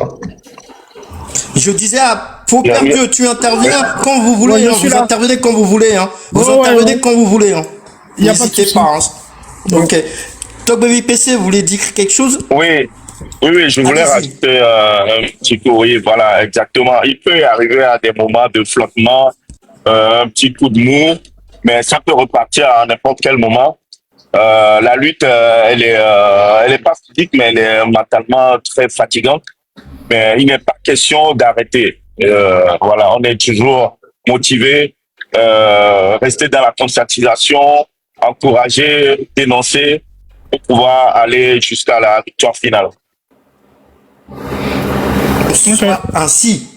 Oui. Moi, je vais arrêter pour aller où? Est-ce que Faure Gnassingbé est déjà parti du pouvoir? Non, on ne peut pas arrêter. Parce que, est-ce que nous allons arrêter parce que quoi? Parce qu'aujourd'hui, nous avons des écoles, nous avons des universités. Nous allons arrêter parce que Faure Gnassingbé a laissé tomber la 5e République et a déposé sa démission. Non. Donc, à partir du moment où nos revendications ne sont pas atteintes et que le peuple togolais continue de souffrir martyr, on arrête pourquoi? On n'a même pas intérêt à arrêter.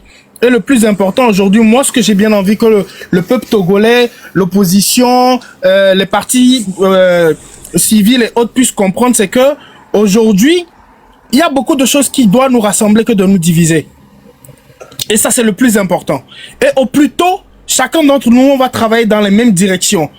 Quand je dis chacun d'entre nous, tout Togolais qui a soif de la liberté, tout Togolais qui a soif d'un Togo nouveau, À partir du moment où nous tous nous allons prendre conscience et nous lever, je pense que le boulot va être beaucoup plus facile pour chacun d'entre nous. Parce que en dehors de ça, que ce soit les partis politiques, la société civile, tout le monde et le peuple dans sa généralité vit le martyr.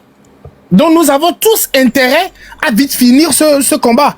Et la fin de ce combat va être le jour où le peuple togolais va prendre véritablement conscience de son état, dans son entièreté. Ou quand on va voir des panels, on va voir beaucoup plus de panels de jeunes togolais conscients de la situation togolaise, qui se sentent capables de pouvoir parler de son pays, de dénoncer, et un jour arriver au fait à cette révolution populaire là pour enlever ce régime soixantenaire sanguinaire qui tue au fait le peuple. Excellent. Alors, je le disais un peu plus tôt, hein, combien même que vous soyez en danger constant, êtes-vous prêt à rallier le territoire national le cas échéant? Si nous avons les rapports de force.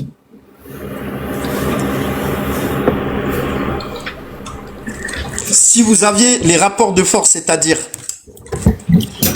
Vous comprenez ce que j'ai dit? Aujourd'hui, si nous avons les rapports de force, si nous avons les rapports de force qui nous permettent d'être sur le territoire et de faire face à ce régime, oui, nous allons le faire parce que nous avons mis notre vie dans ce truc.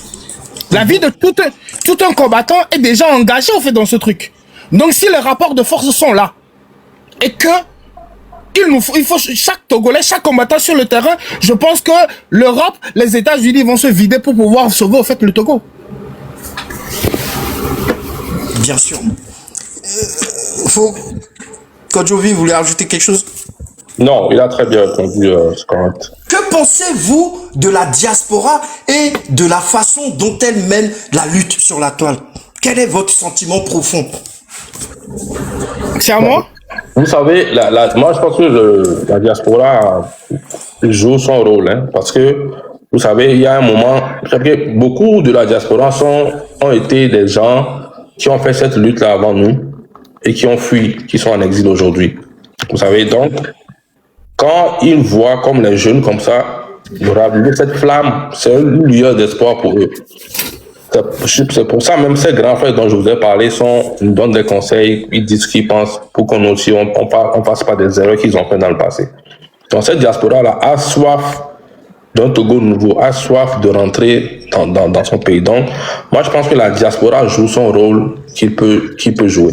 Vous savez, parce que être ici avec sa famille, tout ça, avec les stress d'ici, on n'a pas le temps, tout ça, et voir comment nos manifestations, les gens sont sortis, on voit que la diaspora aussi est prête, veut un changement, veut quelque chose, mais on est à l'extérieur, nos forces sont limitées. Mais je pense que moi, dans l'entièreté, la diaspora joue bien son rôle. Quand on les appelle à des manifestations au Togo, à la diaspora plutôt, ils sont présents, ils jouent leur partition. Moi, je suis quand même satisfait. Satisfait. Bien. Vous avez des militants, des adeptes, des guerrieros et des fanatiques. Vous avez aussi des opposants, des détracteurs et des ennemis. N'est-ce pas trop clivant, trop conflictuel pour espérer un soulèvement populaire qui, lui, au contraire, a besoin d'être ensemble, solidaires et unis? Bon, c'est tous ces gens que tu appelles opposants. Nous, on veut dégager un système. On n'est pas un parti politique. On est juste le peuple. Mais automatiquement, on ne voit même pas pourquoi on doit avoir des opposants. Mais si tu es opposant, c'est parce que c'est un problème de leadership. Il y a certains ils se disent que si c'est pas moi qui suis devant, ça sera personne. Parce que pourquoi avoir de l'opposition si on n'est même pas un parti politique? C'est pas qu'on veut chasser fort et prendre la place du président, alors que tu as fait un parti politique. On n'est même pas un parti politique. Non, juste un peuple. On veut juste œuvrer ensemble pour chasser Faure Gnassingbé. Donc même la question ne devrait pas être posée d'avoir des opposants. Oui, on peut avoir des petits, peut-être, on peut ne pas être d'accord sur certaines manières de faire. Peut-être lui peut dire, ok, bon, moi je pense que, bon, si on fait la marche comme ça, si on fait la marche de cette façon, si on organise plutôt comme ça, oui, on peut avoir ces différentes positions d'idées. Mais dire que tu es opposant à M66, mais ça montre que toi-même, tu sais pas ce que tu fais. Parce que on n'est pas opposant à quelqu'un. On ne vient pas ici dire que ce mouvement n'est pas bon, bien lui, il fait ceci, il ne faut pas le suivre, il ne faut pas faire ça. Non. On dit toujours qu'on est ouvert à tout le monde qui veut aller dans le même sens que cette lutte. Donc, à part même l'opposition, oui, ça ralentit la lutte, mais on ne peut rien. Qu'est-ce qu'on peut faire? Nous, on n'a pas le contrôle sur ces gens-là qui nous combattent. On peut rien faire. Donc, c'est triste, mais c'est une réalité qu'il faut faire avec. On n'a pas le choix. Oui, je vais ajouter quelque chose. C'est le lieu de rappeler au fait à toutes ces personnes-là qui prennent au fait le M66 comme un mouvement qui vient leur faire ombre. Le M66 n'a pas envie de se positionner comme quelqu'un qui a envie de faire ombre au fait à quelqu'un. Parce qu'étant donné que l'intérêt commun de tout un chacun d'entre nous, c'est de libérer au fait le Togo. Donc s'il y en a qui se disent qu'ils sont l'opposant de M66, ben écoute, ils ne sont opposants qu'à eux-mêmes.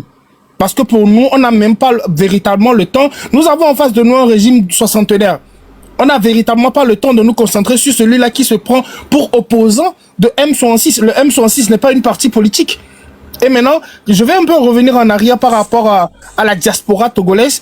Je pense qu'il est grand temps que la diaspora togolaise se serre beaucoup plus les coudes et les rangs. Et qu'on prend véritablement conscience de ce combat que nous avons commencé tous. Et la diaspora togolaise doit comprendre aujourd'hui que s'il y a un endroit où le régime a envie de véritablement démobiliser aujourd'hui, c'est la diaspora. Parce que le régime sait que sur le territoire, ils ont l'armée, ils ont des miliciens, ils font tout ce qu'ils veulent au fait déjà dans le pays. Donc, s'il faut démobiliser quelque part aujourd'hui, il faudrait démobiliser la diaspora européenne, américaine et un peu partout. Pour qu'il y ait effectivement, plus de vous avez conscience qu'aujourd'hui, Faure Gnassingbé a plus peur de la diaspora que des Togolais sur le territoire national. Donc c'est pour ça que je dis la diaspora doit prendre conscience de la force qu'elle représente, de beaucoup plus se mobiliser, de prendre conscience véritablement et de taper véritablement sur la table. C'est le moment où jamais, parce que mine de rien, aujourd'hui c'est une nouvelle génération que nous sommes qui revendiquons les mêmes choses que nos grands-parents ont réclamé. Si nous n'arrivons pas, quel Togo allons-nous laisser au fait à nos enfants? Si nous n'arrivons pas, nous avons en face de nous un régime soixantenaire. Si nous n'arrivons pas, si et seulement si nous n'aboutissons pas, quel est le Togo qui sera réservé au fait à nos enfants, à nos petits-enfants? Donc juste pour ça, il est grand temps que la diaspora dans toute son entièreté, personne n'est épargné. Aujourd'hui, peu importe avec combien est-ce que tu rentres à Lomé, une moto te cogne, tu es mort. Aujourd'hui, peu importe combien est-ce que tu as sur ton compte en fait en Europe, tu rentres à Lomé pour une raison de ventoline, tu peux mourir. Donc nous sommes tous condamnés. Que tu sois d'une partie X ou d'une autre partie Y. Nous avons des dirigeants incompétents qui pendant plus de 60 ans ont dirigé le pays. Et qui n'ont même pas été capables, en 20 ans, en 21 ans aujourd'hui, Faure n'a pas été capable de nous fournir ne serait-ce qu'un hôpital. Donc si la diaspora se dit que non, moi je suis à Paris, moi je suis en Belgique, je suis à Bruxelles et que moi je ne suis pas trop intéressé, mais nous sommes tous condamnés. Parce qu'un jour ou l'autre, nous allons rentrer au Togo. Et surtout, ceux-là qui se taisent, je veux juste leur rappeler que chaque fois qu'ils rentrent dans un avion pour aller à Lomé, qu'ils se disent que c'est fort possible qu'ils ne puissent pas retourner vers leur pays d'origine. Parce que juste après la sortie de l'aéroport, ils peuvent avoir un accident et ce serait leur dernière fois. Merci. Vous voulez ajouter quelque chose, Kodjovi? Non, c'est bon. Cette question. Excellent. Alors, Père Dieu, je vous dirige cette question parce que je ne peux pas quand même ne pas la poser, hein, eu égard à l'actualité. Vous m'excuserez par avance. Vous avez été sévèrement attaqué par le chef canton de Penzidé mercredi dernier, qui vous a accusé notamment d'être un diviseur. Il dit que vous n'êtes pas un combattant, d'être la mauvaise fenêtre du M66. Ça vous a ébranlé. Vous avez choisi de ne pas répondre, je crois, même si vous avez répondu quelques jours après. Il dit quand même qu'il soutient le M66. Est-il un membre du M66, le chef canton?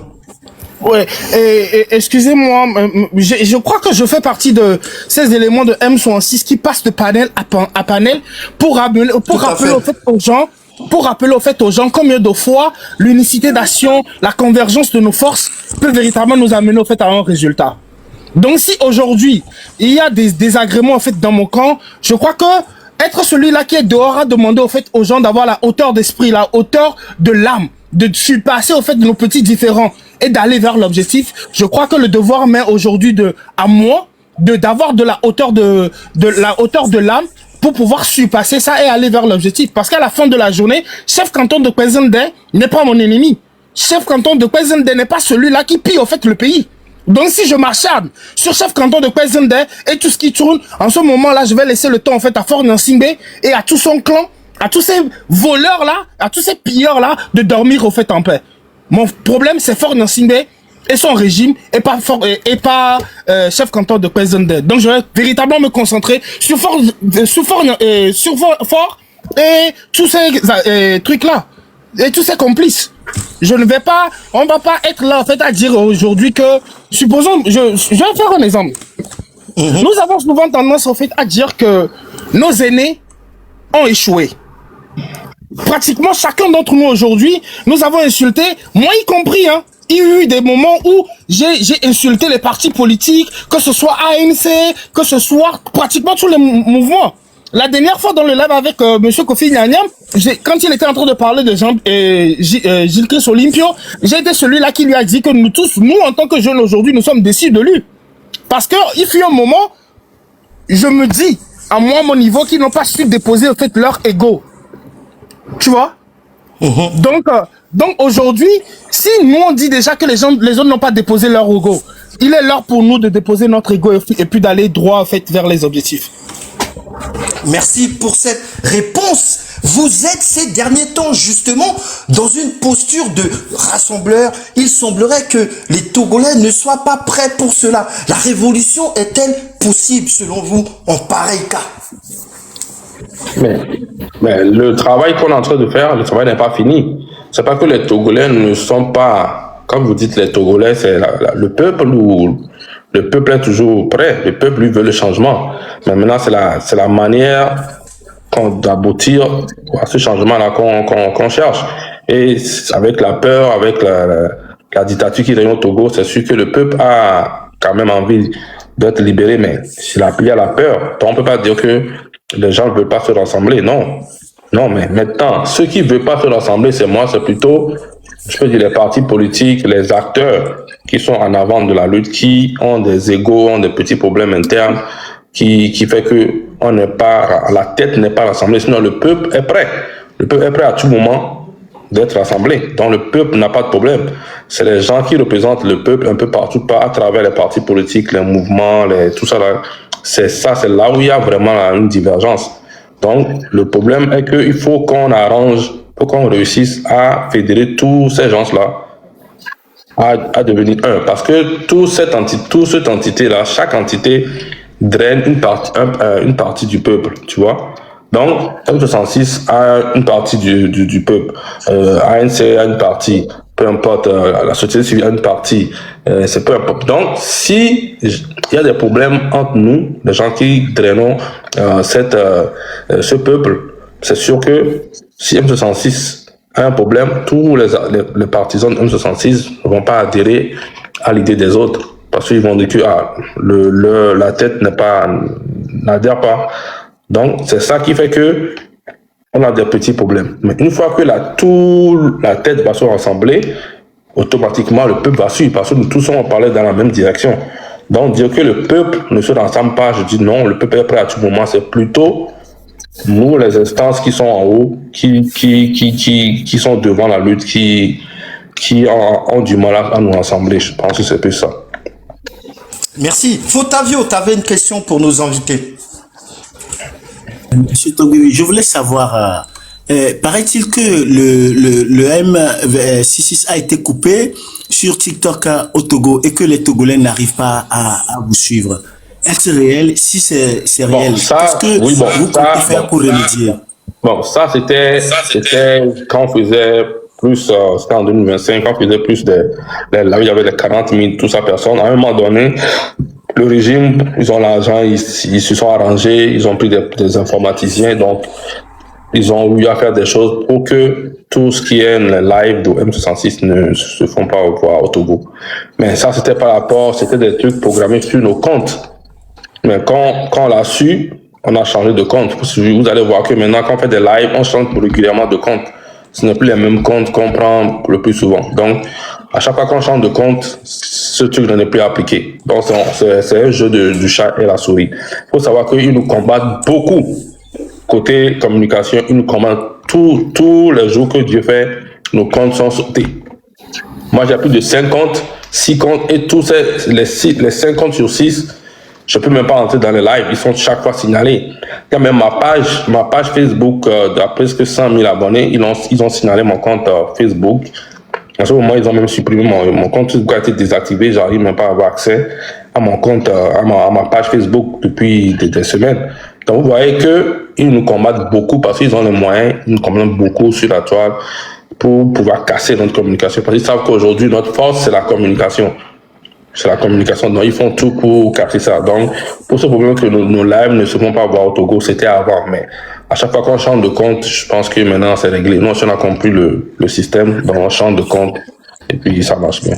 Du coup, vous gardez quand même le contact avec le peuple autochtone. Oui, il faut... Je voulais ajouter une question.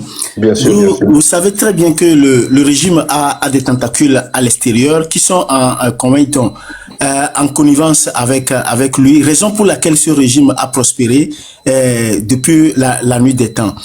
Que comptez-vous faire pour que au moins cet aspect-là soit dégagé, pour que ceux qui fréquentent régulièrement ce régime soient de moins en moins fréquentables? Parce que si ce régime n'avait pas cette complicité-là, je ne crois pas que ce régime pourra perdurer jusqu'à l'heure où nous sommes. Oui, bon, ce problème, on le gère déjà. Comment on essaie de faire, c'est que malheureusement, on ne peut pas savoir tous les gens qui sont proches du régime. Donc, ce qui fait que au M66, ce programme reste vraiment fermé côté des décisions vraiment plus importantes sont vraiment contrôlées et vraiment fermées. On ne fait pas des réunions avec des gens pour parler des stratégies qui sont vraiment vitales à la lutte. Donc, on essaie vraiment de restreindre nos communications quand il s'agit de ces choses-là pour justement éviter ce genre de choses. Parce que malheureusement, on ne peut pas savoir, on ne peut pas connaître tous ces gens-là qui sont proches du régime et qui font semblant, on ne peut pas savoir. Donc, pour pallier à ça, on restreint vraiment nos communications. Les décisions très importantes sont vraiment faites à huis clos, très fermé, dans un cercle très fermé. Donc, c'est comme ça qu'on arrive à faire. Si on veut discuter d'une manifestation en Italie, on veut faire sortir les Togolais. Bon, il n'y a pas de problème. Mais si on veut commencer par choisir des dates au Togo, comme des événements au Togo, c'est sûr que ça, c'est vraiment restreint. On ne le partage avec personne. Tout le monde, du coup, le jour, on l'annonce. Donc, c'est pas ces petites choses-là qu'on essaie de contrer ces genres de choses. Donc, c'est un peu ça. Excellent. Une dernière question avant de faire une petite pause musicale. Comme d'habitude, nos invités ont droit à un morceau. On m'a dit de mettre un morceau engagé, donc j'ai choisi un morceau engagé en votre honneur ce soir. Vous pensez avoir commis des erreurs depuis le mois de juillet? Si oui, lesquelles, par exemple? Bon, moi je peux dire qu'on n'a pas commis d'erreurs parce que à la base, nous on n'était pas des politiciens. Hein. Tous on était dans notre vie, on était des personnes lambda. Donc, on s'est jeté dans cette lutte. On n'était pas des politiciens. Donc, c'est sûr que ça se peut qu'on ait commis des erreurs, oui. Peut-être en communication ou bien en stratégie sur le terrain. Je ne peux pas te dire qu'on a fait telle erreur, mais on est conscient qu'on n'a pas été parfait. Ça, c'est complètement faux. On n'a pas été parfait. Mais on a fait ce qu'on pouvait parce qu'on n'a pas d'expérience. Et puis, si tu vois nos langages, au début, si tu vois nos langages, par rapport à aujourd'hui, ça a beaucoup évolué. Là, on raisonne vraiment plus comme des... Vous avez progressé, selon vous, dans le verbe, la façon de s'adresser? Bien sûr. On a beaucoup évolué. Et puis, même la façon d'être plus ouvert, de comprendre que c'est pas seulement M66 seul qui peut arriver, la façon de vouloir rassembler. Parce qu'on s'est rendu compte que, mais avec le temps, ce truc, c'est pas une question de 4 personnes ou de 6-10 personnes. C'est une question de tout un peuple. Et le M66 seul ne peut pas faire l'unanimité. Il faut qu'on travaille avec beaucoup de monde. Il faut qu'on se rapproche des gens qui ont déjà fait cette lutte, qui ont plus d'expérience, faut qu'on diversifie nos sources. Donc, avec le temps, on a compris ça et on a commencé par corriger ça. Ce qui fait qu'aujourd'hui, on est plus posé, on sait là où on va, on est plus structuré. Donc, au début, on n'était pas trop structuré, on s'est jeté dans un truc qu'on ne savait pas. Et puis, c'est vrai que on a eu les résultats qu'on pouvait, comme on appelle, entendre le Togo à l'extérieur. Mais, soyons d'accord que c'est pas un parcours 20 sur 20, ça c'est faux. C'est sûr qu'on a eu des lacunes. Ça, c'est Oui, indéniable. Monsieur Kodjovi, en fait, il y a eu des démarches qui ont été menées dans le passé vers le département d'État, vers la Maison Blanche, pour faire connaître le cas du Togo. Et finalement, beaucoup de ces choses-là n'ont pas eu un résultat satisfaisant. Et de peur que dernièrement, avec ce qui s'est passé avec le Venezuela, beaucoup disent que non, il faudrait appeler Trump, taguer Trump à venir au secours du Togo, pour s'y tenter qu'ils peuvent même mettre en balance les richesses du Togo. L'essentiel est que Fort soit sauté là-bas. Je voulais poser cette question. Est-ce que vous êtes dans cette même configuration de peur de fait même d'hypothéquer les richesses du Togo pour qu'on puisse extirper fort du jeu politique quand on sait que cette communauté internationale la mange dans l'assiette Togo depuis longtemps et qu'ils savaient ce qu'ils faisaient? Non, vous savez, ça, faut que personne, les Togolais, j'en parle, la politique, c'est pas un jeu, c'est pas aussi facile que les gens pensent. Vous savez, ça, on peut pas penser comme si on va aller voir et Macron, puis on va aller voir, Donald Trump, et puis il va venir nous sauver au Togo, c'est archi faux. Vous savez, c'est archi faux. La politique marche par intérêt. Si les intérêts des États-Unis sont respectés au Togo, ils s'en foutent complètement ce qui se passe. Il faut savoir que ces blancs-là, tous ces occidentaux, c'est quand le truc est vraiment gâté. Genre, la révolution est en marche, les gens meurent, c'est vraiment à la fin qu'ils viennent pour faire semblant de dire que c'est trop, tout ça. Mais avant ça, nous n'attendons jamais qu'ils viendront nous sauver tant que nous, on ne fait rien. C'est faux. Donc, dire qu'on va hypothéquer les biens, ça c'est de l'anarchie totale. Ça ne se passe pas comme ça. C'est complètement faux. Le peuple togolais, même qui doit se lever et prendre sa liberté. Tous ces occidentaux-là, ils viennent toujours à la fin pour négocier avec celui ils pensent prendre le pouvoir pour que leurs intérêts ne soient pas touchés. C'est tout ce qu'ils font. Sinon, ils s'en foutent complètement de nous. Même au Venezuela, c'est parce que les Américains ont un intérêt là-bas qui est le pétrole, alors que les Vénézuéliens vendaient le pétrole à l'Iran et à la Chine, qui sont des ennemis des États-Unis. C'est tout.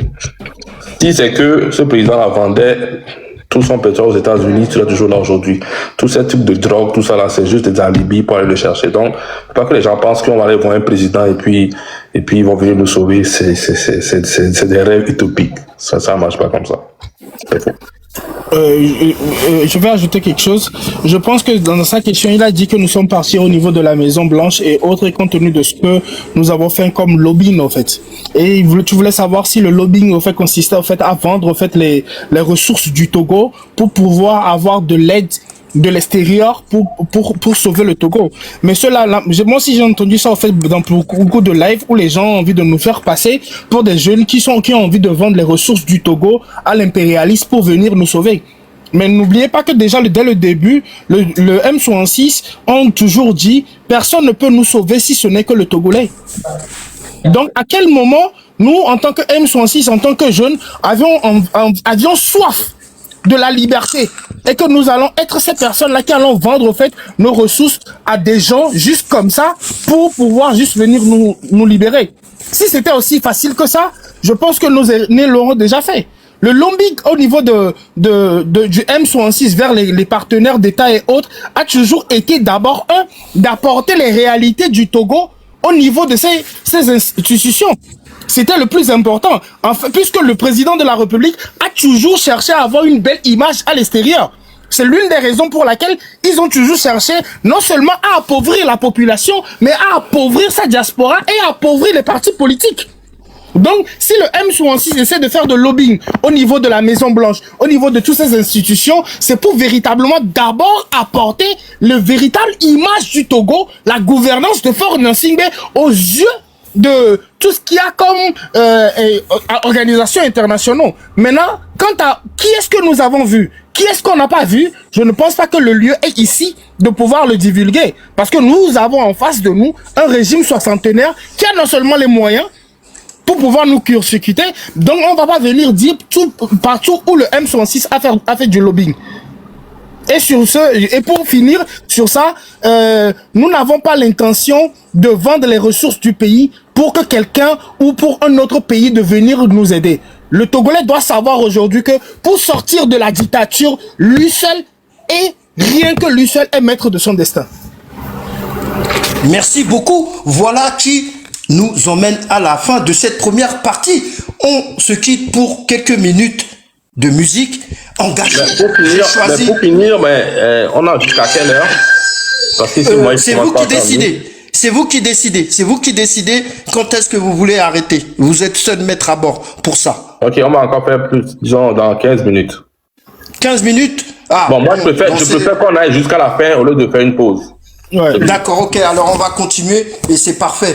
Merci beaucoup, cher frère Kodjouvi Touga. On vous reproche parfois d'être trop dans la vie privée des barons et des baronnes du régime et parfois de ceux avec qui vous avez maille à partir. Pour vous, est-ce nécessaire d'aller jusque dans la culotte? Tous les coups sont-ils permis?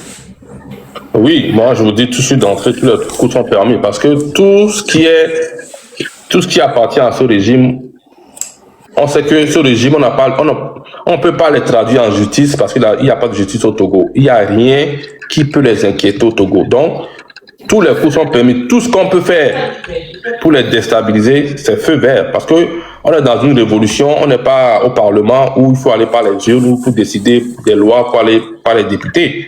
On est dans une révolution et dans une révolution, la Constitution même nous donne le droit que si on bafoue nos droits ou bien on veut changer, on a le droit, tout Togolais a le droit par tous les moyens qu'il peut pour défendre sa nation, pour défendre sa Constitution. Donc, on est notamment par l'article 150 de la Constitution donc, de 1992. C'est ça. Nous, on est dans ce temps d'idée.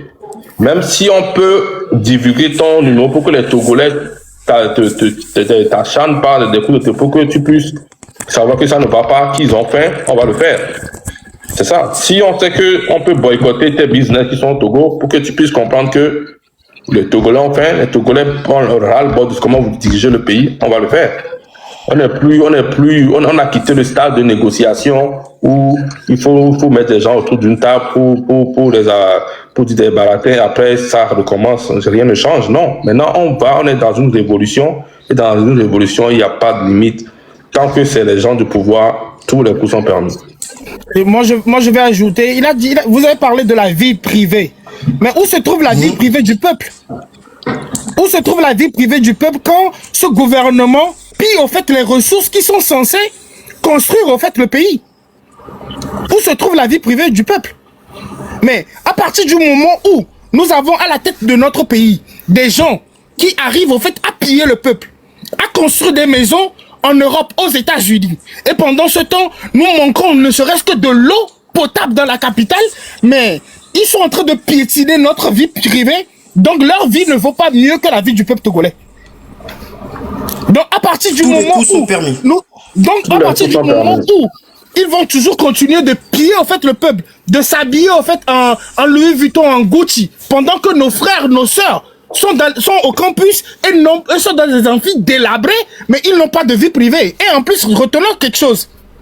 À partir du moment où vous avez choisi servir le peuple togolais, vous devez être un exemple. Et votre vie privée doit refléter cela. Mais si l'argent du contribuable doit servir à vous polir, votre vie en tant que gouvernant, vous n'aurez pas de vie privée. Parce que le peuple n'en a pas. Merci. Merci bien. Alors, il se passe beaucoup de choses au Togo, on le sait tous. Il se passe aussi beaucoup de choses aux alentours du Togo, comme au Bénin, au Burkina, au Niger, au Mali. Cela vous touche en tant qu'Africain? Mais bien sûr, hein, tout Africain avant tout veut l'évolution de l'Afrique et d'abord l'évolution de ton pays. Donc ça, c'est clair que ça nous touche, oui, mais nous, on ne regarde pas trop ça parce que nous, d'abord, avant de regarder la sous-région, il faut que nous-mêmes, chez nous, on a des bonnes structures. Il faut que nous, on pense d'abord à nous. Comme tous les pays, tout le monde pense à l'Afrique, mais la première des choses, tout le monde pense d'abord dans sa cour. Tout le monde pense à son pays. Donc, tout ça nous touche, mais nous, on est focus sur notre pays. On ne s'attarde pas trop sur ce qui se passe à l'extérieur. On suit, mais c'est nous qui sommes plus importants pour le moment. On veut libérer notre pays. Quand on va libérer le pays, maintenant, on pourra regarder plus. Maintenant, celui qui va venir, ça serait plus, on va plus le critiquer pour faire des hôpitaux, parce qu'on se dit qu'en tant qu'un président de la République, peu importe du quel bord politique tu es bleu, blanc, rouge, il y a des trucs de béaba que tu dois faire. C'est construire des écoles, des hôpitaux, et puis veiller au bien-être de la population. Maintenant, peut-être on peut, là, maintenant, après ta politique extérieure, là, on peut regarder, on peut ne pas être d'accord. Ta politique extérieure et tout. Là, on peut comparer avec la sous-région, on peut critiquer un peu, mais au Togo, on n'a même pas la base. La base qu'il faut, on n'a même pas. Donc, on n'a même pas cette base-là au Togo pour laisser ça, pour aller commencer par s'atteler ou bien pour aller regarder ce qui se passe. Même si on regarde avec un œil, mais on ne s'attarde pas sur ça. Parce que nous, on n'a même pas la base. Donc, c'est ça en fait. Donc, pour ajouter à ce que le président vient de dire, c'est que d'abord, nous n'allons pas jouer au faux panafricain comme Faure Essazimna Nyansingbe, qui est là, à prendre l'argent du contribuable togolais pour pouvoir aller un peu partout en Afrique, à vouloir faire le bon panafricain quand dans son pays, il y a tout qui manque. Donc, oui, qu'est-ce qui se passe, à côté de nous? C'est important. Mais d'abord, ce qu'il nous faut savoir, c'est que, qu'est-ce qui se passe d'abord au Togo? Parce que bien avant d'être africains, nous sommes d'abord togolais. Bien avant d'être africains. Donc oui, ce qui se passe au Bénin, ce qui se passe au Burkina nous intéresse. Mais est-ce qu'aujourd'hui nous avons la force, la capacité de nous attaquer à tout ce qui se passe autour de nous? Et maintenant, il y a quelque chose que tous ceux qui sont autour de nous doivent comprendre, c'est que le Togo est l'endroit et la place où est né carrément l'impérialisme, où l'impérialisme se repose sous le régime de Faure Gnassingbé. Donc libérer le Togo revient à libérer la sous-région.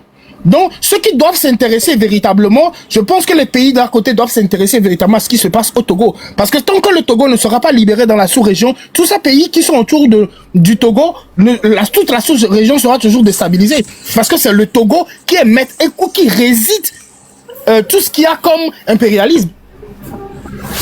Justement, dans le même ordre d'idée, vous avez déclaré il y a quelques mois que le combat contre la France-Afrique n'était pas votre priorité. Vous le pensez encore aujourd'hui ou attendez-vous un moment propice pour attaquer le système France-africain? Excusez-moi, monsieur. La France-Afrique, oui. Il y a quelque chose qu'on doit comprendre. Déjà, si nous parlons du Togo, il faut d'abord savoir c'est qui Faure Gnassingbé, c'est quoi le système. Et pour dégager Faure Gnassingbé, il faut non seulement le comprendre, mais comprendre aussi le système. Vous voyez un peu ce que je veux dire? Aujourd'hui, nous avons beaucoup de France-Africains qui, au moins dans leur pays, ont ne serait-ce que le minimum vital. Donc, être France-Africain n'a jamais empêché Faure Gnassingbé de construire le pays. C'est plutôt parce que d'abord, lui-même, c'est un fainéant. Maintenant, si nous voulons dégager la France-Afrique, du Togo, il nous faut d'abord dégager, le système que représente Faure Gnassingbé, qui est carrément la France-Afrique elle-même.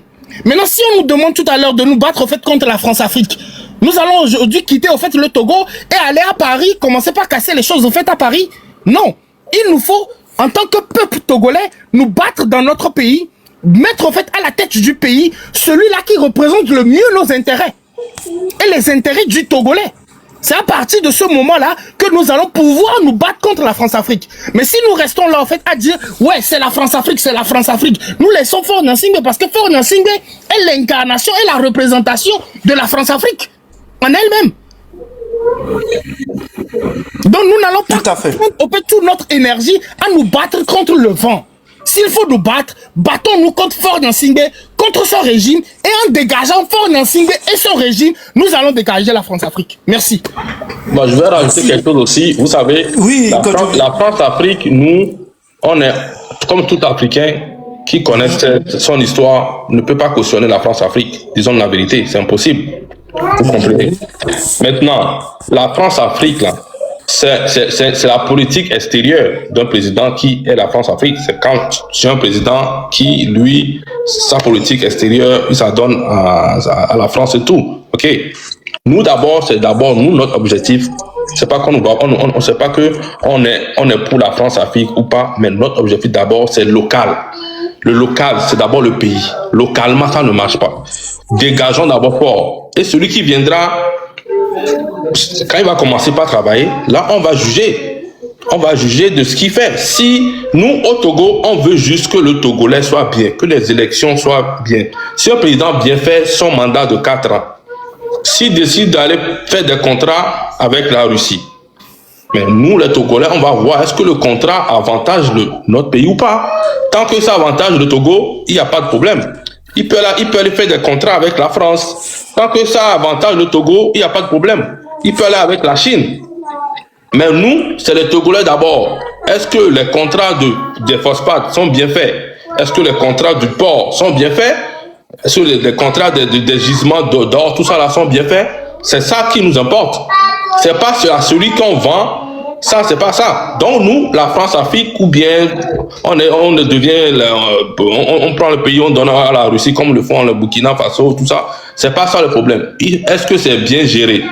Est-ce que les finances de l'État vont bien? Est-ce que le PIB augmente par habitant? Est-ce que le chômage descend? C'est ça qui est important.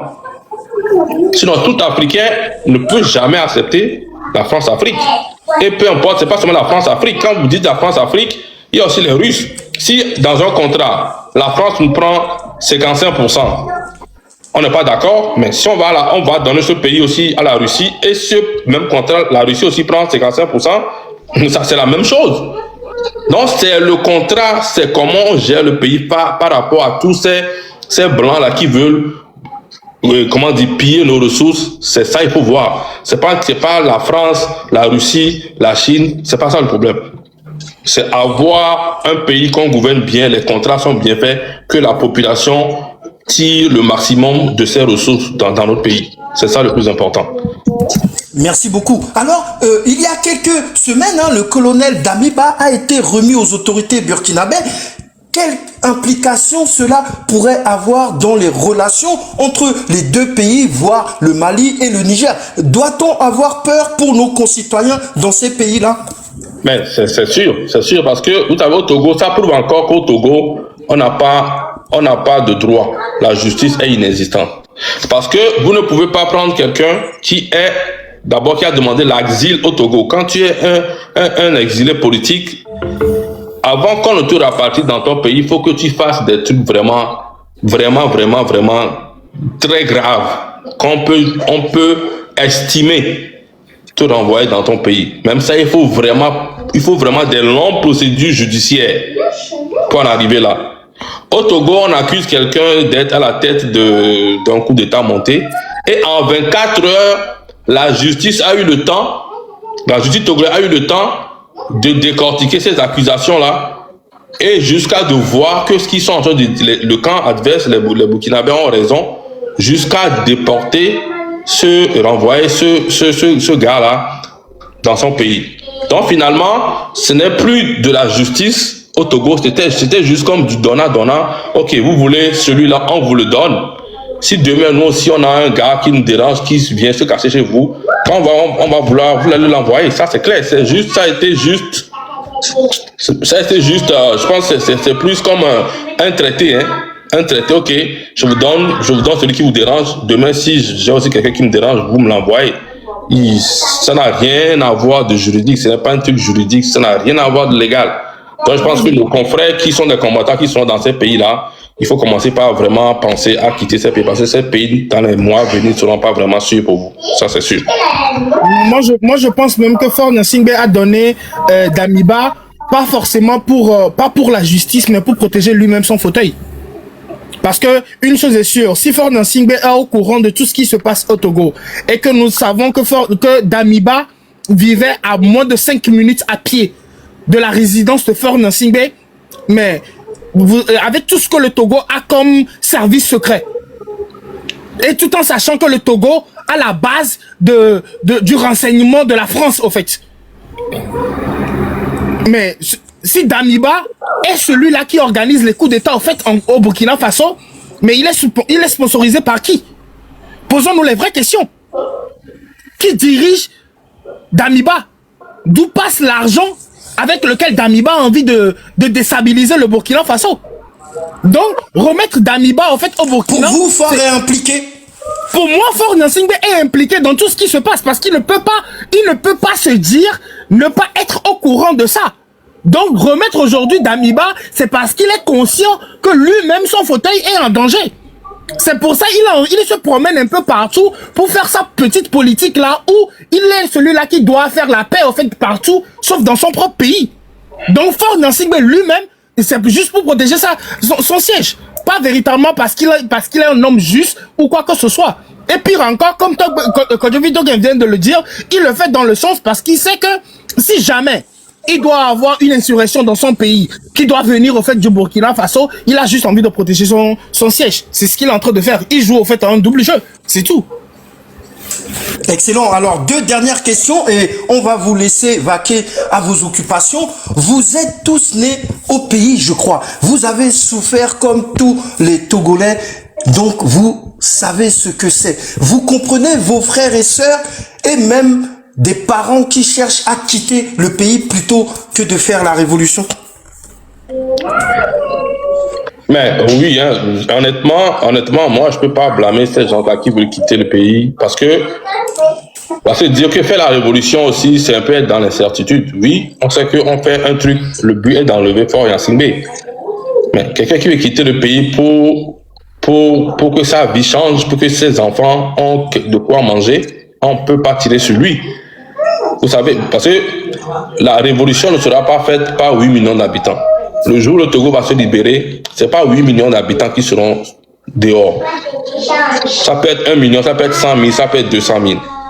Donc, si certains veulent quitter le pays pour que leur famille soit plus aisée, puissent soigner leur famille, leurs enfants ont un avenir meilleur, moi, je ne vois pas ça.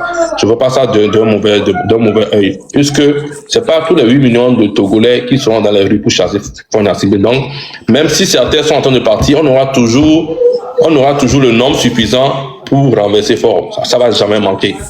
Donc, ça, ce problème, moi, je n'incrimine personne sur ce point. Merci beaucoup. Togbevi, vous êtes là. Ça sera pour vous cette dernière question. J'ai suivi un de vos lives il y a quelques jours. Vous avez dit aimer trop faire les guédés. Il y a quelques jours. Ça vous manque de reprendre vos lives comme avant? Même si vous en faites de temps en temps. Vous étiez content d'avoir démasqué un de vos compatriotes, hein, le pasteur Cephas, notamment la semaine dernière. J'ai vu que vous lui avez mené la vie très dure, hein, dans une affaire d'escroquerie. Vous aimez dévoiler, confondre les arnaqueurs, les bandits. Il dit regretter de vous avoir suivi notamment. Je sais qu'il est venu une fois ou deux dans vos lives pour prier pour vous. Vous regrettez de l'avoir invité eu égard à ce qu'on sait de sa vie? Non, pas du tout. On ne regrette pas de l'avoir invité. Moi, j'ai juste horreur de l'injustice. Voilà, j'ai eu son dossier. J'ai eu des preuves. C'est pas parce que qu'il est venu une fois dans notre live. C'est pas pour ces raisons-là qu'on doit le couvrir si jamais il commet des erreurs. Donc voilà, sinon je ne regrette pas, je ne regrette rien. D'ailleurs, il y a encore plein de dossiers que je dois encore décortiquer sur lui. Ah, ok, donc l'affaire n'est pas finie. Non. Excellent. Ok, ça sera la dernière réponse pour ce soir. Et je vais vous laisser aller en vous remerciant d'avoir accepté de jouer le jeu et d'être venu face aux Togolais. Et s'il y a des questions qui vous